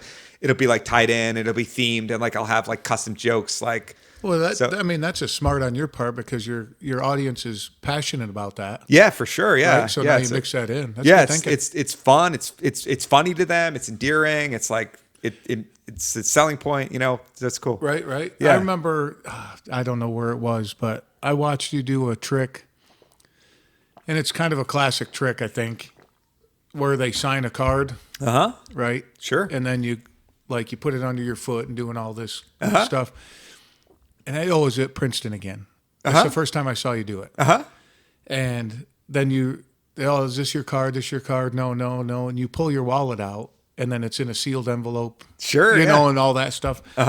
The reaction, because the mix of your comedy with that. So you're not just like, so where's your card? You know, you're not droning along the trick. You got comedy with it. It was just, it made an impact on me because the lady's reaction. Oh, At sure. Princeton, it was crazy. She was like just blown away. Yeah. So, and I've seen you do like a little strolling magic here and there, you know, at events and Sure. Yeah. you know, so it's very entertaining to watch. Oh, it. thanks So, a lot. Yeah. Yeah. So do you see yourself mentoring or teaching anybody at this point? I Or have. Yeah. So it's, do people reach out to you? they do. Yeah. So That's gotta be feel good and be it a does. compliment, Yeah. It's right? an honor. Yeah. It's an honor. Yeah. So, I think one thing that a lot of people are not ready for is that learning and developing a great piece of art is generally boring. So like, Oh, of course. it's like, Well, I always think like So- I like working, you know, I like being in the gym and doing that. yeah, And I reference that as, you know, people pick on, you know, Jim saying, "Oh, I pick it up and set it down." No, routine, like that's how you craft it. yeah, That's how you craft it. How do you craft that magic trick? You Sure. fucking do it over and over Yeah. and over and over again. Yeah. Right? I mean, for sure. yeah. Yeah, but so the way that like I think the way that I think magic should be passed down is that there's an old saying, and I don't know who said it, but a great magician is built one trick at a time. So Great quote. yeah, so a lot of people that are have like a passing interest in magic, or even if they're passionate about it, and it's like a hobby to them, like they want to learn every trick in the world, they want to learn every sleight in the world, but if you ask them to show them a trick, it's going to be pretty mediocre. You know what I mean? Like they're not like the experience that people are going to get when they ask to see something. But the way that I think most great magicians think about magic is, I'm gonna take this basic idea and I'm gonna improve it from all these different angles to the point that someone will watch it and never forget it. You know what I mean? Yeah, They'll watch it and like a chill goes up their spine and like there's a flush of blood to their face and like they're just like they're laughing and it's like this like transcendent moment in their life. You know what I mean? Absolutely. Where like that's what you're looking for, right? yeah, absolutely. exactly. Like I want to give people like a moment of like joy and astonishment and like I just like the pure happiness that I've gotten to see on people's faces. Oh man, like over dude, the your course of doing face it. right now. If Yeah. people could see it, it's amazing. Yeah, it's amazing. I'm crying a little bit. Yeah. But yeah, so it's like if you're willing to work on like the individual routines to the point that you can give people that experience, then you're going to be a great magician. You're going to be a great performer. You know what I mean? So it's like, Dude, you're giving me goosebumps. yeah, man. it's That's crazy, right? Yeah, Oh, that's what it man. means. Yeah. Yeah, absolutely. Yeah. I mean, you could take that, you could apply that to anything though. Yeah. You know? Exactly. So, so with students, it's like, Do you like pick them out and like, do you know right away? You're like, oh, this guy or girl's not just. not nah. really. So I'll give people a chance. So like, my philosophy is like, it's all about like constant, like small improvements. So I'll take a student and I'll teach them to be a little bit better than they are now. And what I want to do is like, it's rare that I teach people, but when I do teach people, I want to give them like an atom bomb trick where like, if they know this one trick, people will watch it and be like, this guy's a professional magician. Like, So they have like one in the pocket no matter what. I Sure. can throw this out there and that's what they're going to remember me by. yeah. But other than that, I'm going to work on these other little tricks. at the Exactly. same time. Yeah. Okay. So like all if somebody like a lot of like the handful of people that have come to me and like asked me to teach them, like a lot of them, they just want to know the secrets of magic. They want to learn like 100 tricks. You know what I mean? Yeah, But yeah. like what you want is like, you want one trick that can knock down a building. And then you want another trick that you're not going to, you know what I mean? Well, and a comedian too, you want one joke that just Exactly. kills them. Yeah, exactly. Yeah. So it's all about quality over quantity. And like the overwhelming majority of people that have come to me to try to learn won't accept that for whatever reason. I don't know why. Like for me, it's... They want abundance. They don't want quality. trick. Exactly. Like, yeah. So like...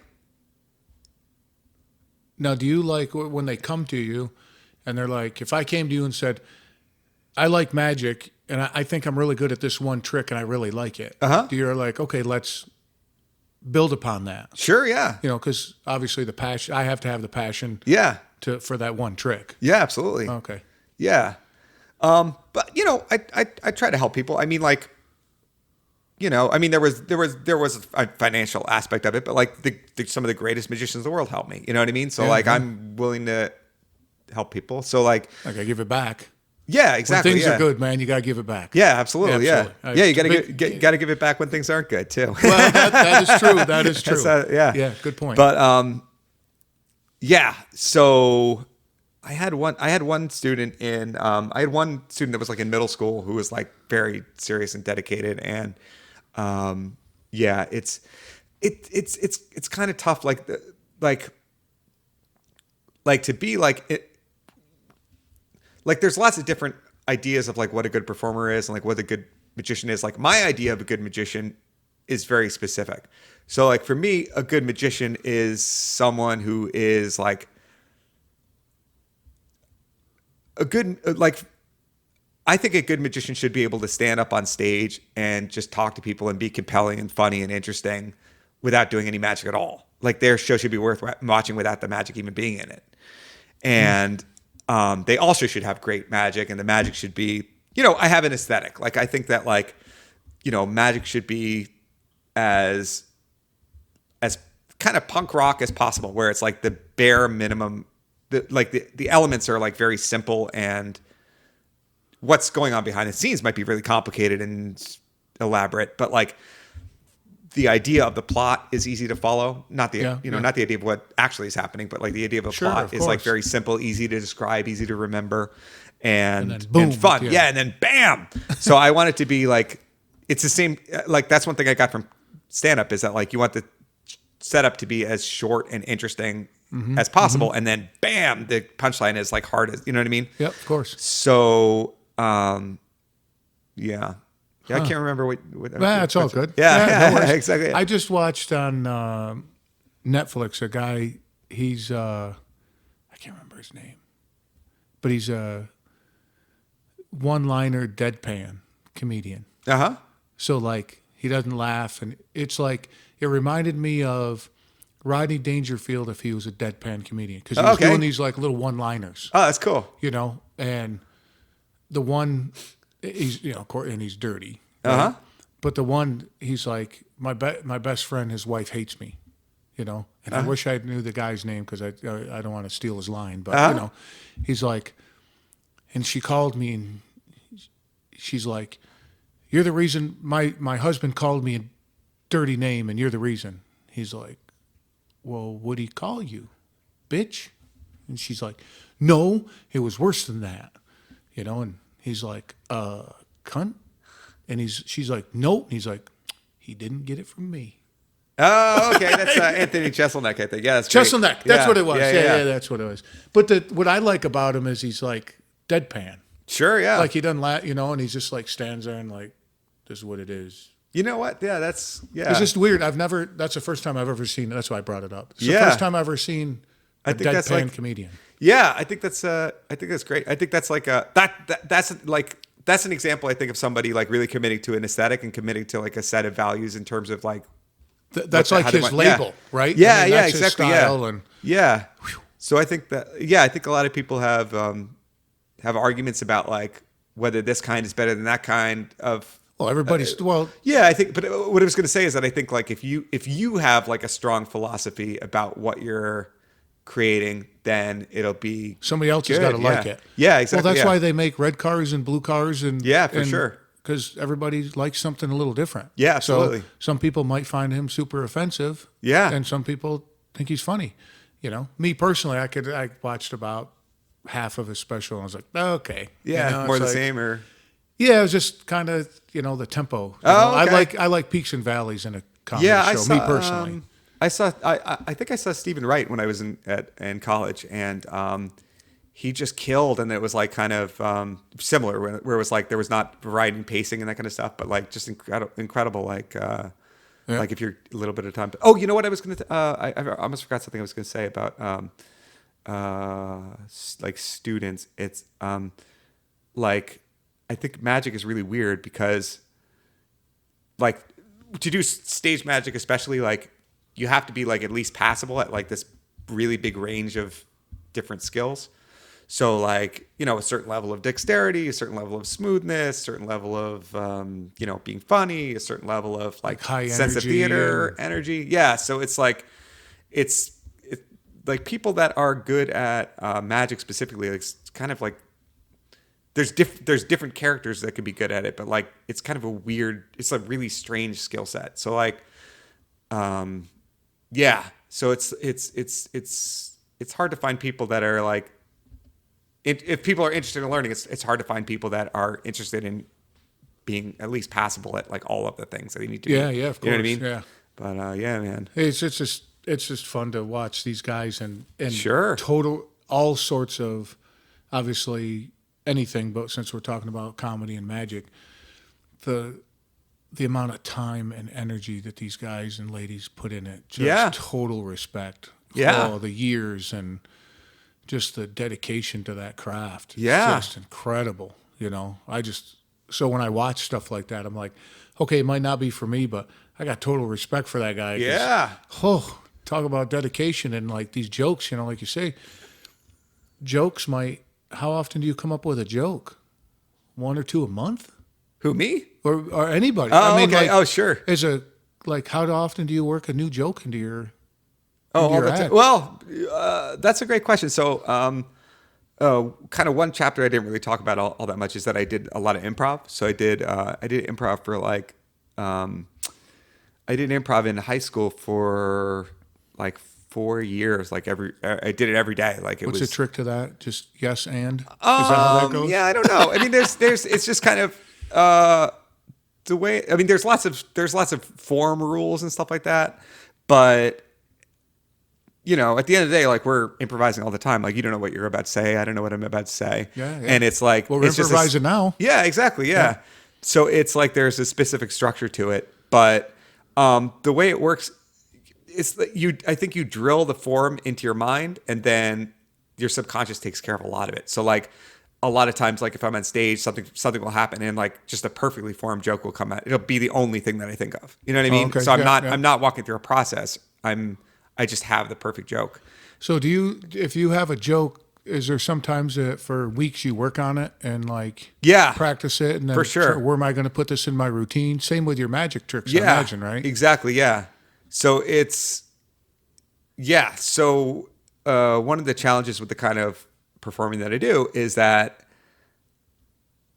I have to keep like a certain, like there's a certain pacing to like comedy, and there's a certain pacing to magic as well. You know what I mean? Sure. And it's like, if they forget the setup to the joke or they don't understand it, then the punchline is not going to do anything for them. Well, that's why you keep it short, right? Sure, yeah. I mean, there's different forms, but traditionally short, yeah. And then, like for magic, if they forget, like in magic, you really want them to remember all the key bits of information that are important to support the miracle or to support the moment of magic. And you also want to make them forget things that you're doing that you are maybe hiding something. So No, you're not never hiding anything, are you? So yeah, so it's like there are parts of the show that like I'd love to expand upon by making them funnier, but it would hurt the pacing of the magic. Oh, okay. So like that makes sense. there's like a delicate balance between all those factors. But And that comes from 17 years of working on it. yeah, sure, yeah. I mean, if you count, if I counted my the early comedy days, like 92, it would be 27 years. Damn, good for you, dude. Oh, thanks, Stick man. with it. Yeah. Now, I mean, how long do you consider yourself a professional comedian and magician? I went like I went full time in 2008. So I went like 2003. I was like, okay, like I'll do like, maybe I'll do like odd jobs here and there. And then I hit the point where like doing odd jobs would not be a productive use of my time in 2008. So that was 11 years ago. So you're thinking 2008, it's going to be more productive if I work on my show and my act instead of working a part-time job. Sure, yeah. Or like, like a big part of my life, which is not super glamorous, is like not dealing with is a bad way to say it, but like handling like incoming requests for information and shows and stuff like that. You know what I mean? So like a big part of my life goes to like it's an office job. Like I'm answering emails. Of and course, like, you know what I mean? I'm you like, need an assistant. oh, that'd be so great. Yeah. Like, I think about that a lot. And, Well, they have the virtual assistant. You ever look into that? I do. Yeah. I do have a virtual assistant for researching, like different prospects for certain markets. Like, for example, I'm doing like a tour of country clubs this summer, and I had the assistant, like she found all the information, like all the country clubs in New Jersey, New York, Connecticut, Pennsylvania. Like I gave her a radius. And so she helps with a lot of that. But like a lot of the stuff that comes in is just like questions that only I know the answer to. So I would like have to like train someone like more than you know what I mean? Well, there's a buddy of mine got a virtual assistant and found her on hiremymom.com. Okay. You ever hear that? I have, yeah. I haven't used it, but that sounds great. It's professional. Well, I assume professional ladies and women that like looking for part-time. So I think she was in Alabama or something, and it's virtual, right? So, 20 hours a week, however many hours you want to give them. So I don't know if that would be great. Yeah. He had crazy good luck with it. He's had 3 people off it already. Wow. Hired 3 people off. That's great. Right? Yeah. He's had incredible luck with it. That's great. So if that's something that, if they work on something and that's all they work on for 10 hours a week, I always looked at it as that's 15 or 16 hours of my time because that's not all I'm concentrating on. Yeah. So it takes you longer to do it. Yeah. Right? Because you're like, oh, give me 5 minutes, I'll do it. Wow, that's a really good point. And then move on. Okay, do it. And then I'll come back to it. Yeah. Or if she's doing nothing but that, she's going to be extremely, Yeah. and I'm saying she because hire my mom, it's Sure. most like, but she's going to be so much more productive in those hours than you will on working on that. Yeah, That's I always gotta get my act together. Yeah, I think I'm too much. I have historically been too much of a control freak to like let go of the reins to like. When I let go, when in my old business how we met, when I let go, production skyrocketed. Wow. Yeah, just you gotta let it go. Oh man, you gotta hand it off to great. somebody. And the stress is going to go. Oh, my goodness. Well, you're always going to have stress, right? Yeah. Because, you're running a business and yeah, that's what you do. Sure. But yeah, just you hand it off to somebody and take the time to train them. Yeah. Don't just like set them up for success. Don't set them up to fail. Just don't give them all the stuff and go deal with it. Wow, yeah. They're going to fail, right? Yeah, and that's on you. I got to do that, yeah. Right? So give them the opportunity to succeed. Yeah. And if you got the right person, the ROI is incredible. Wow. Yeah. Yeah, I got to do that. Yeah, yeah. So yeah. I've had success with that. Yeah. Me personally. So nice. Yeah, I gotta check that out. Yeah. It's I'm in this spot. Yeah, I'm kind of in this spot in my life where it's like it's a good spot, but like there are definitely weeks and months where like the amount of people that are like trying to get me to do shows is like, well, it's a good problem to have. It's great. Yeah, it's great. No, but I'm like... The phone's always ringing, right? Phone's always, yeah.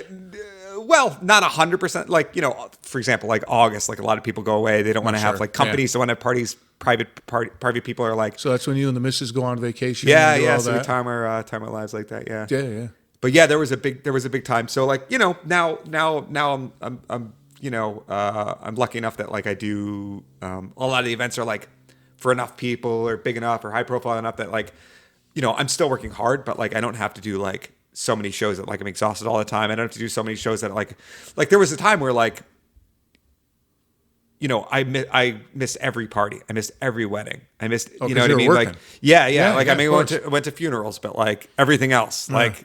So how many shows you do in a year now on an average? Probably 150 or so, like 100, between 100, 200. Yes. I'm still busy, but like, like, kind of the way I'm doing it is like I set how many I want to do, and then like for a lot of the year I kind of like field offers and decide like what I want to do. So at the beginning of the year, throughout the year, do you say, okay, I want to do 150 shows this year? Do you set like a goal, or you just depends? Yeah, like so if I don't necessarily set a goal because it's like it's weird. So like the amount of shows that I do, it's more about limiting shows than it is pursuing shows. You know what I mean? So like I want to do more, like continue to do higher and higher quality kind of gigs. You know what I mean? Right. But it's like it's for where I am now. It's more like kind of setting the limit where I'm like, all right, this is like the limit where this is how many shows I'm going to do. The rest is going to go to my personal life and stuff I'm working on. Yeah. So, how do you turn down gigs? I turn down more shows than I do. Yeah. Oh, good for you. How good's that feel? Yeah. Oh, but it feels good. Yeah. But I mean, it's really always been like that. I mean, it's there are times of the year where I'm not crazy busy for sure. Like, and I think that happens for a lot of entertainers. It's like some of it is seasonal. Like, for example, like corporate, like they don't have. Like there are still things going on, but they don't have as many like big parties like in the summer. Right, sure. Like people want to do things with their family. They don't want to stay in the office late. You know what I mean? Yeah. Want to go to the pool with the kids. But so it is to some extent like seasonal. I'm not like slam busy all the time, but there are probably like 8 months a year at least. Like I'm turning down a lot more than I can do, and I'm turning down more than I can give to other performers. Well, I was just going to say, you ever think about doing like Simon and Associates? So like, yes and no. So like a lot of like, because that just opens up a whole new luckily like about like 80% of the people that reach out to me want me specifically. Oh, okay. Which is nice. But then it's like the way I look at it is if I'm going to recommend someone like there's a couple areas where like I need them to have really, really high standards. So like I need people that are like super, super reliable. You know what I mean? Yeah. Like and can kill it. Who can kill it. Yeah. So I know a couple of performers that are great, but like if they book a show and they get a bigger offer, they'll pretend they're sick or something like that. You know what I mean? Even like, what I mean? Like even people that are like established and along. Yeah. I never do that. I try never to cancel anything. Like if you're committed, you're committed. Yeah. So here's what I'll do. Like if I get a, let's say I book a, I'm trying to think of a good example, but let's say I book like a small, like a smallish, like casual corporate event or something like that. And I got a call from like Microsoft to like be their keynote speaker, for example. You know what I mean? Right. Like I'm going to reach out to that person and be like, listen, here's the situation. Like, you have me booked. Before we start this conversation, you have me. You've got me booked. But this is the opportunity. But, yeah, here's the deal. Like, I have this opportunity to headline a conference for Microsoft. A lot of people would say they're sick or something like that. I'm committed to you. Here's what I'm asking from you. If you allow me this opportunity to like have this somebody crazy else, thing, or I will pay for someone to do your show. So I will pay for someone of equivalent talent to me to do your show. And then I'll go out and I'll do the giant show. You know what I mean? So how many times does that happen? Oh, just a handful, really. Yeah. So like, and what's the normal reaction? They're usually pretty impressed and they say yes. Yeah. So they'll be if you did that to me, I'm like, good luck, dude, and send somebody over. Yeah. Good for you. Oh, thank you. Yeah. I'm not gonna turn somebody down for that. Yeah. I try my best to treat people right. But so circling back, like I need people that are like ridiculous, like have ridiculously high integrity. Well, I think you're gonna find a lot. Yeah, more that are not and like there's a lot of and there there's a lot of performers that are, like I've for most of my career come from like an abundance mindset. You know what I mean? Like where I'm like there's plenty of gigs for everybody. There's plenty of opportunities. You know what I mean? But there's a lot of performers that kind of have like a scarcity kind of mindset where you know what I mean. Mm-hmm. And so anyway, high integrity. They got to kill it on stage all the time. They got to be great to deal with. You know what I mean? They got to be. So it's like a very short list of people. You're that not I can asking recommend. A lot then. Well, I'm not going to send someone like someone's trust, Yeah, but but again, that's your brand and that's what you've worked for 20 plus years. Yeah. And you don't want some guy coming in that selfish and has an ego and just kill you. Yeah. So give you a bad name. Yeah. So me, like treating all my customers the best I can and like doing right by people and stuff like that, that's a lot more important than me getting like couple hundred bucks in commission or whatever. You know what I mean? Yeah, So yeah. like, yeah. So it's tough. I mean, that's one bad thing about this business. It's not scalable in my experience. So like,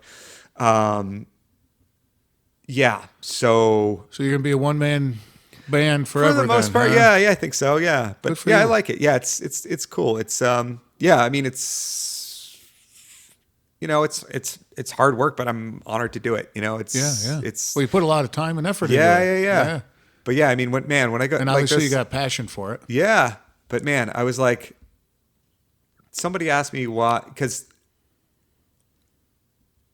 I can't remember when this was, but it's sometime in high school or something like that.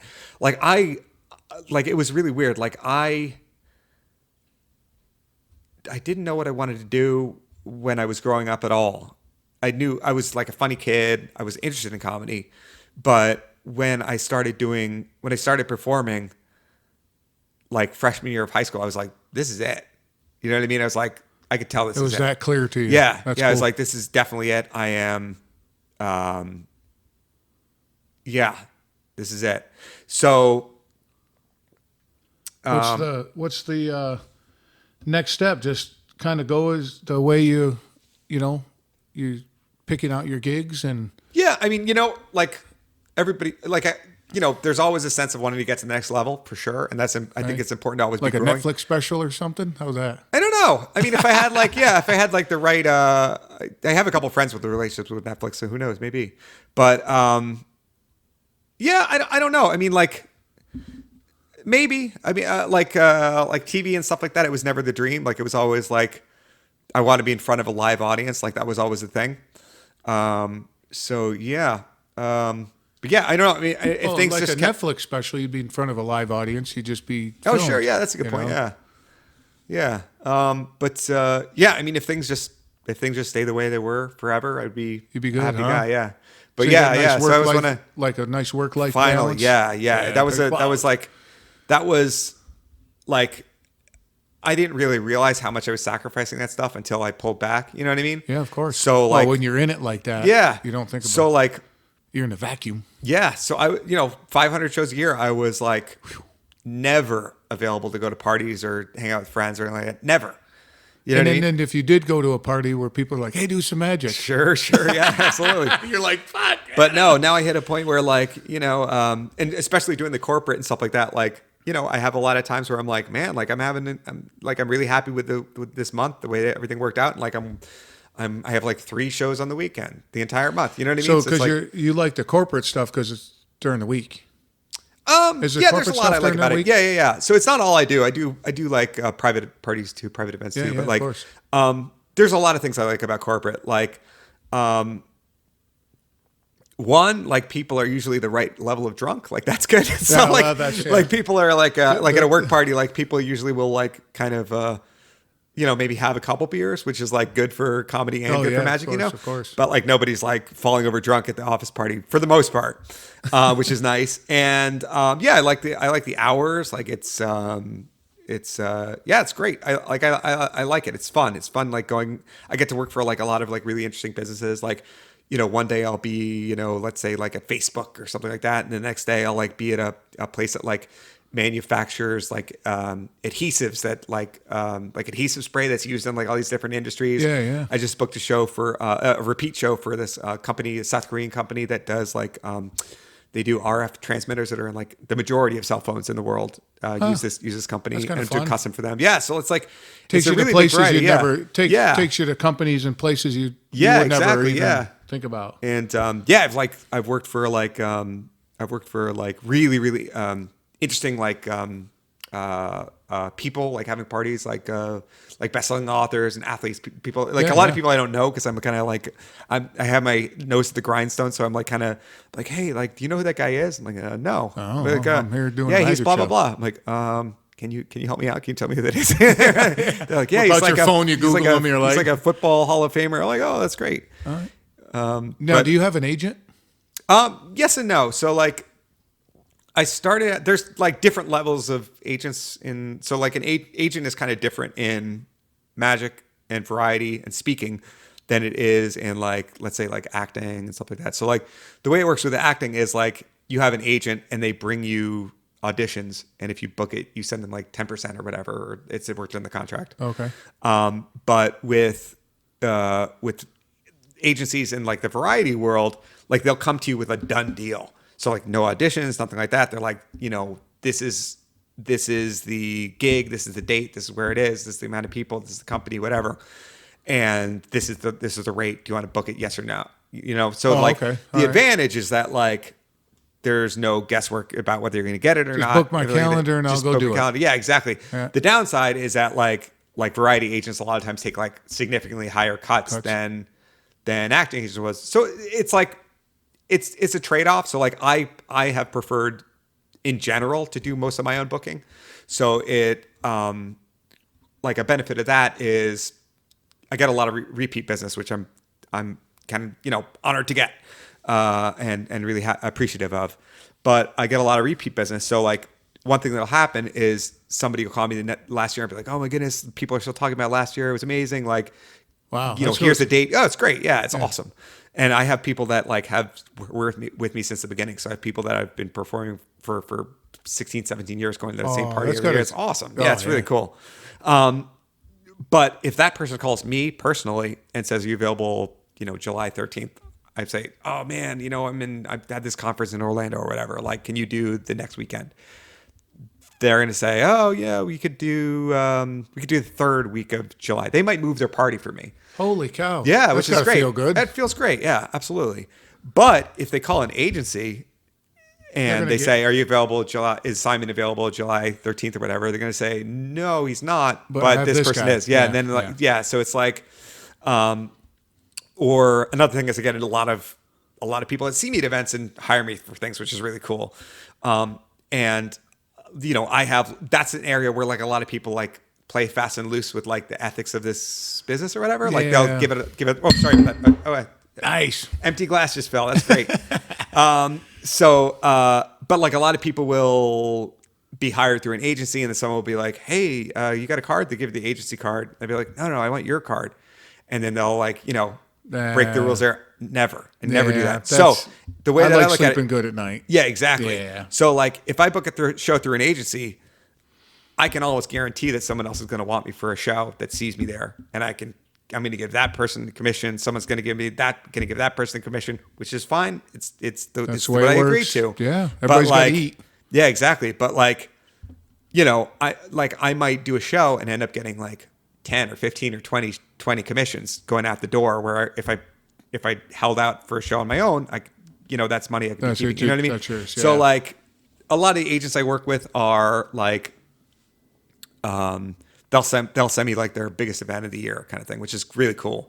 So, like MGM calls and they have like a bunch of executives like are having a party and they want to like make it really fun. They call the agent. They're like, "I know the guy," and they'll call me for that, which is really cool. That's cool. It's great. Yeah. Now the question I had on that too. So you have a combination then. So you're on the list with agencies or agents. To a limited extent, yeah. To a limited extent, yeah. Well, I imagine you pick them out and be like, "I like working with this guy. I'll be on his list." Sure, yeah. Okay? And then you decide. So they'll call you, and you can say, "Yay or nay, I'm not going to do it." Yeah. Okay. Yeah. And then obviously you have your own network, which you prefer. So that way, Yeah. Apparently, when you get all the people at that group. Sure. Yeah. And you do it around here. Right, so New Jersey, Connecticut. Do you go to so like 80%, 85% of my shows are like. How much do you travel then? 15%. Like so like my goal. One of my goals in doing this was to. I mean, where we live, there's so many opportunities in the area. Of course, you know what I mean? So like numbers. Yeah, there's like so many people here. Yeah, like companies. You could just perform for. You could probably make a living performing for just pharmaceutical companies within an hour and a half of here. You know what I mean? Yeah, absolutely. So like, absolutely. So what I was going to say is like, I didn't always have a good work-life balance, but like I've set out over the last couple of years to have a good work-life balance. And so like staying relatively local for a lot of my shows is important to me. I do travel, but I'm not going to go to San Francisco for someone's wedding, but I'll go to perform at a wedding, but I'll go out there to like. Well, if they pay you enough, right? Yeah, I mean, sure, but like, I kind of try to be selective in not just financial terms, but other things. But like, like if Twitter wants me to go out and do a show, I'll go out to San Francisco for that. You know what I mean?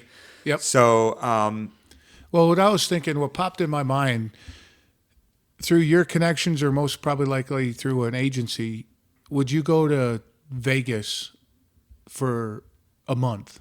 No, probably not. Yeah, probably. Where they say, hey, we're going to book you at this place. No, 3 nights a week for a month.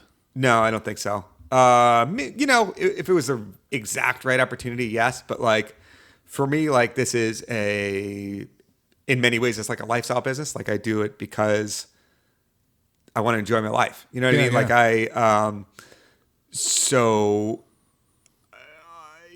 I mean,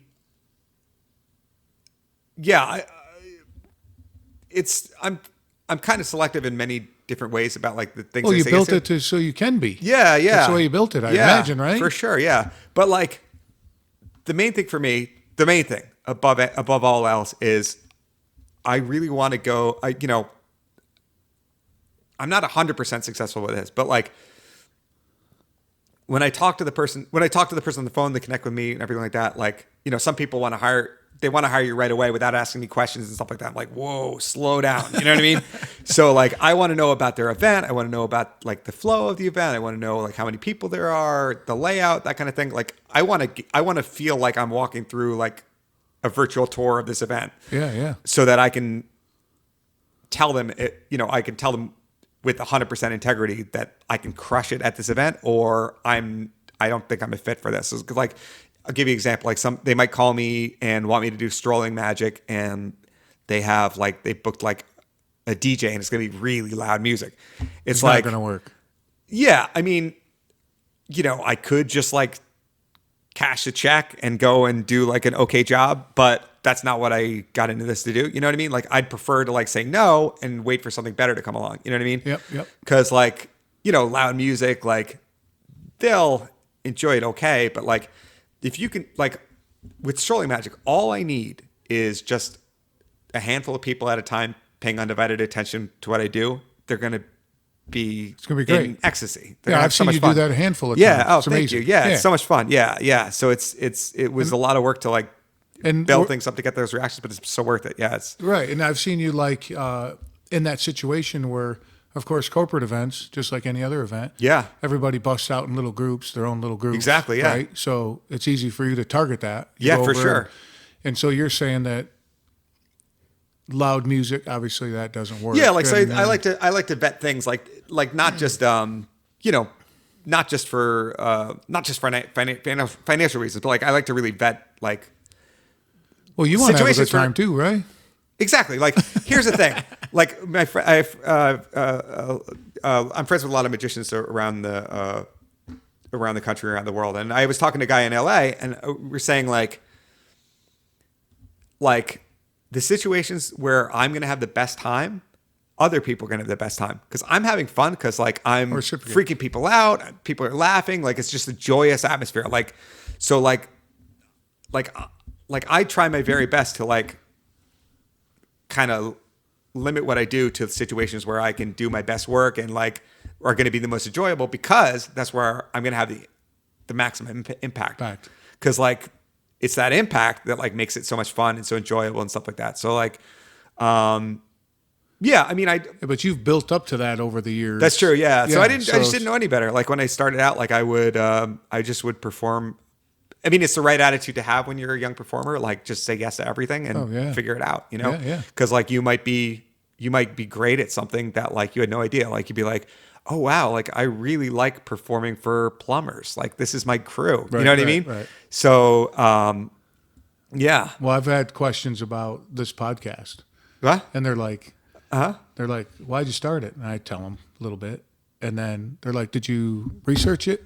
Did you research it? Did you do this? No, man, I just got some equipment, start talking. Yeah, that's the way to do it, man. And I figured out really quick, okay, no, I'm not going to do that again. Yeah. But I still put the recording up. Yeah, it's great. You know, the first couple recordings are awful, you Dude. know, and they're getting better. And Yeah. that's the only way to do it. Just jump on it and go. go. Yeah, I think a lot of people. Yeah, I think a lot of people. I call it analysis paralysis. Yeah, I think a lot of people don't understand. Like, get in the game, man. Like, get in there, Yep. start getting scraped up, and you'll figure it out And really you figure quick. it out- Yeah. I used to play a lot of sports, and Uh-huh. a saying was, I'd rather be a competitor for 30 seconds than a spectator for a lifetime. Sure. Yeah. You know? Absolutely. Just yeah. get, like you said, just get in Yeah. it, man. Who Yeah. cares? You know, Yeah. just if it doesn't work, it doesn't work. Go figure something else out. Yeah. You know? Absolutely. But speaking of LA, oh my God, dude, I almost forgot. Uh-huh. You hooked us up with the Magic Castle Oh, nice. back in December. Oh, okay. Tell me about it. Well, the experience was great. Uh-huh. So thank you for getting us in there. My pleasure. Now every time they had this flamboyant dude, this guy at the door. Uh-huh. So, you know, you're getting checked in and doing all that. And he was amazing. There's a reason that guy's at the front door. It was just so much fun. And I'm like, hey, man, you take our picture, you know? We were with some friends, so my wife and I and some friends. And the way he acted and everything, he's like, okay, eyes and teeth. And he's like, just, I can't recreate how he did it. It was just so impactful. The experience going in, everything, it was cool. You know, obviously the setting, very eclectic, you know, and all that. The food was amazing. The food was great. I don't know if we got there because we did a brunch Sunday morning. And I don't know if like the Sea Talent was there or not. It was all right. Oh, okay. The main show had some young kids in it, and this one kid killed it. It's amazing. I was like, that guy's, if he sticks with it, he's going to be great. Sure, yeah. And then they have like the little private show. I don't know I can't remember what they call it, where it's like A parlor where there's only like 12 people, and then Oh, it's like a stadium. close-up, yeah, I know so- exactly what you're talking about. Yeah. And this young kid, I couldn't, dude, it was horrible. Oh, really? It's horrible. Oh, I'm sorry to hear that. Oh no, it was, but you know, I like your style of magic, and like we're both friends with Tommy Hilken. Yeah, absolutely. His style is just like quick. Like his style is more like pow pow pow pow. For sure, yeah. You know, where you got a little bit of length to him. You know, Sure. I like that kind of. This kid was like 20 minutes talking. Oh, wow. And then a trick. Wow. And I was like, come on, man, just rip them out. Sure, yeah. We're up close. Yeah. You know, I was like, this is like strolling magic. Sure. Just be like, hey, pow. That's what I was Absolutely. expecting. And of course they built him up, and he's like, he's been all over the world. And again, total respect. He's doing his craft and he's enjoying it, and he's trying to do his thing. Total respect. It just wasn't for me. Oh, okay. You know? Sorry to hear that. Yeah. Yeah, no, but thank you so much for Yeah, hooking us my up pleasure. for that. That was an amazing experience all the way around. Yeah, very cool. Our friends, you know, we don't get to see them much, so we could have sat there forever at lunch, you know, eating, and because we just get telling stories, you know, and because we don't see them very often. So that was just a great experience, and they thought it was amazing. And they're like, "How'd you get hooked up?" I'm like, "I got a buddy." You know, the old Jersey saying, "I got a guy." Yeah, right. absolutely, I got yeah. a guy, and so thank you again. That was Yeah, a lot my of fun. pleasure. So Anytime. I just reminded that when you said you had a buddy in L.A.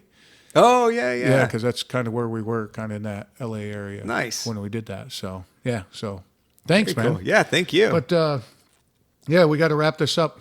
I got another guy coming in. Okay, cool. Kick your ass out. Dude. Thanks again, man. Yeah, thanks, man. It was a lot of fun. Yeah, I always enjoyed your shows, and I know you're an interesting guy, but man, your backstory's incredible. Oh, thanks, man. I didn't think you were 20 plus years into doing it. Yeah. You know, it was cool to see, and that's why I loved having you on, man. Thanks, Learned man. I that, really you know. appreciate it. Thanks so much for having me. It was a lot of fun. So we'll in my show notes and stuff, I'll put send me your links to your all Okay, your cool. stuff, Yeah, so totally. that people know how to find you and all that good stuff. All right, But- great. Cool. Perfect. All right, buddy. All right, Talk thanks, to my you. friend. Yep.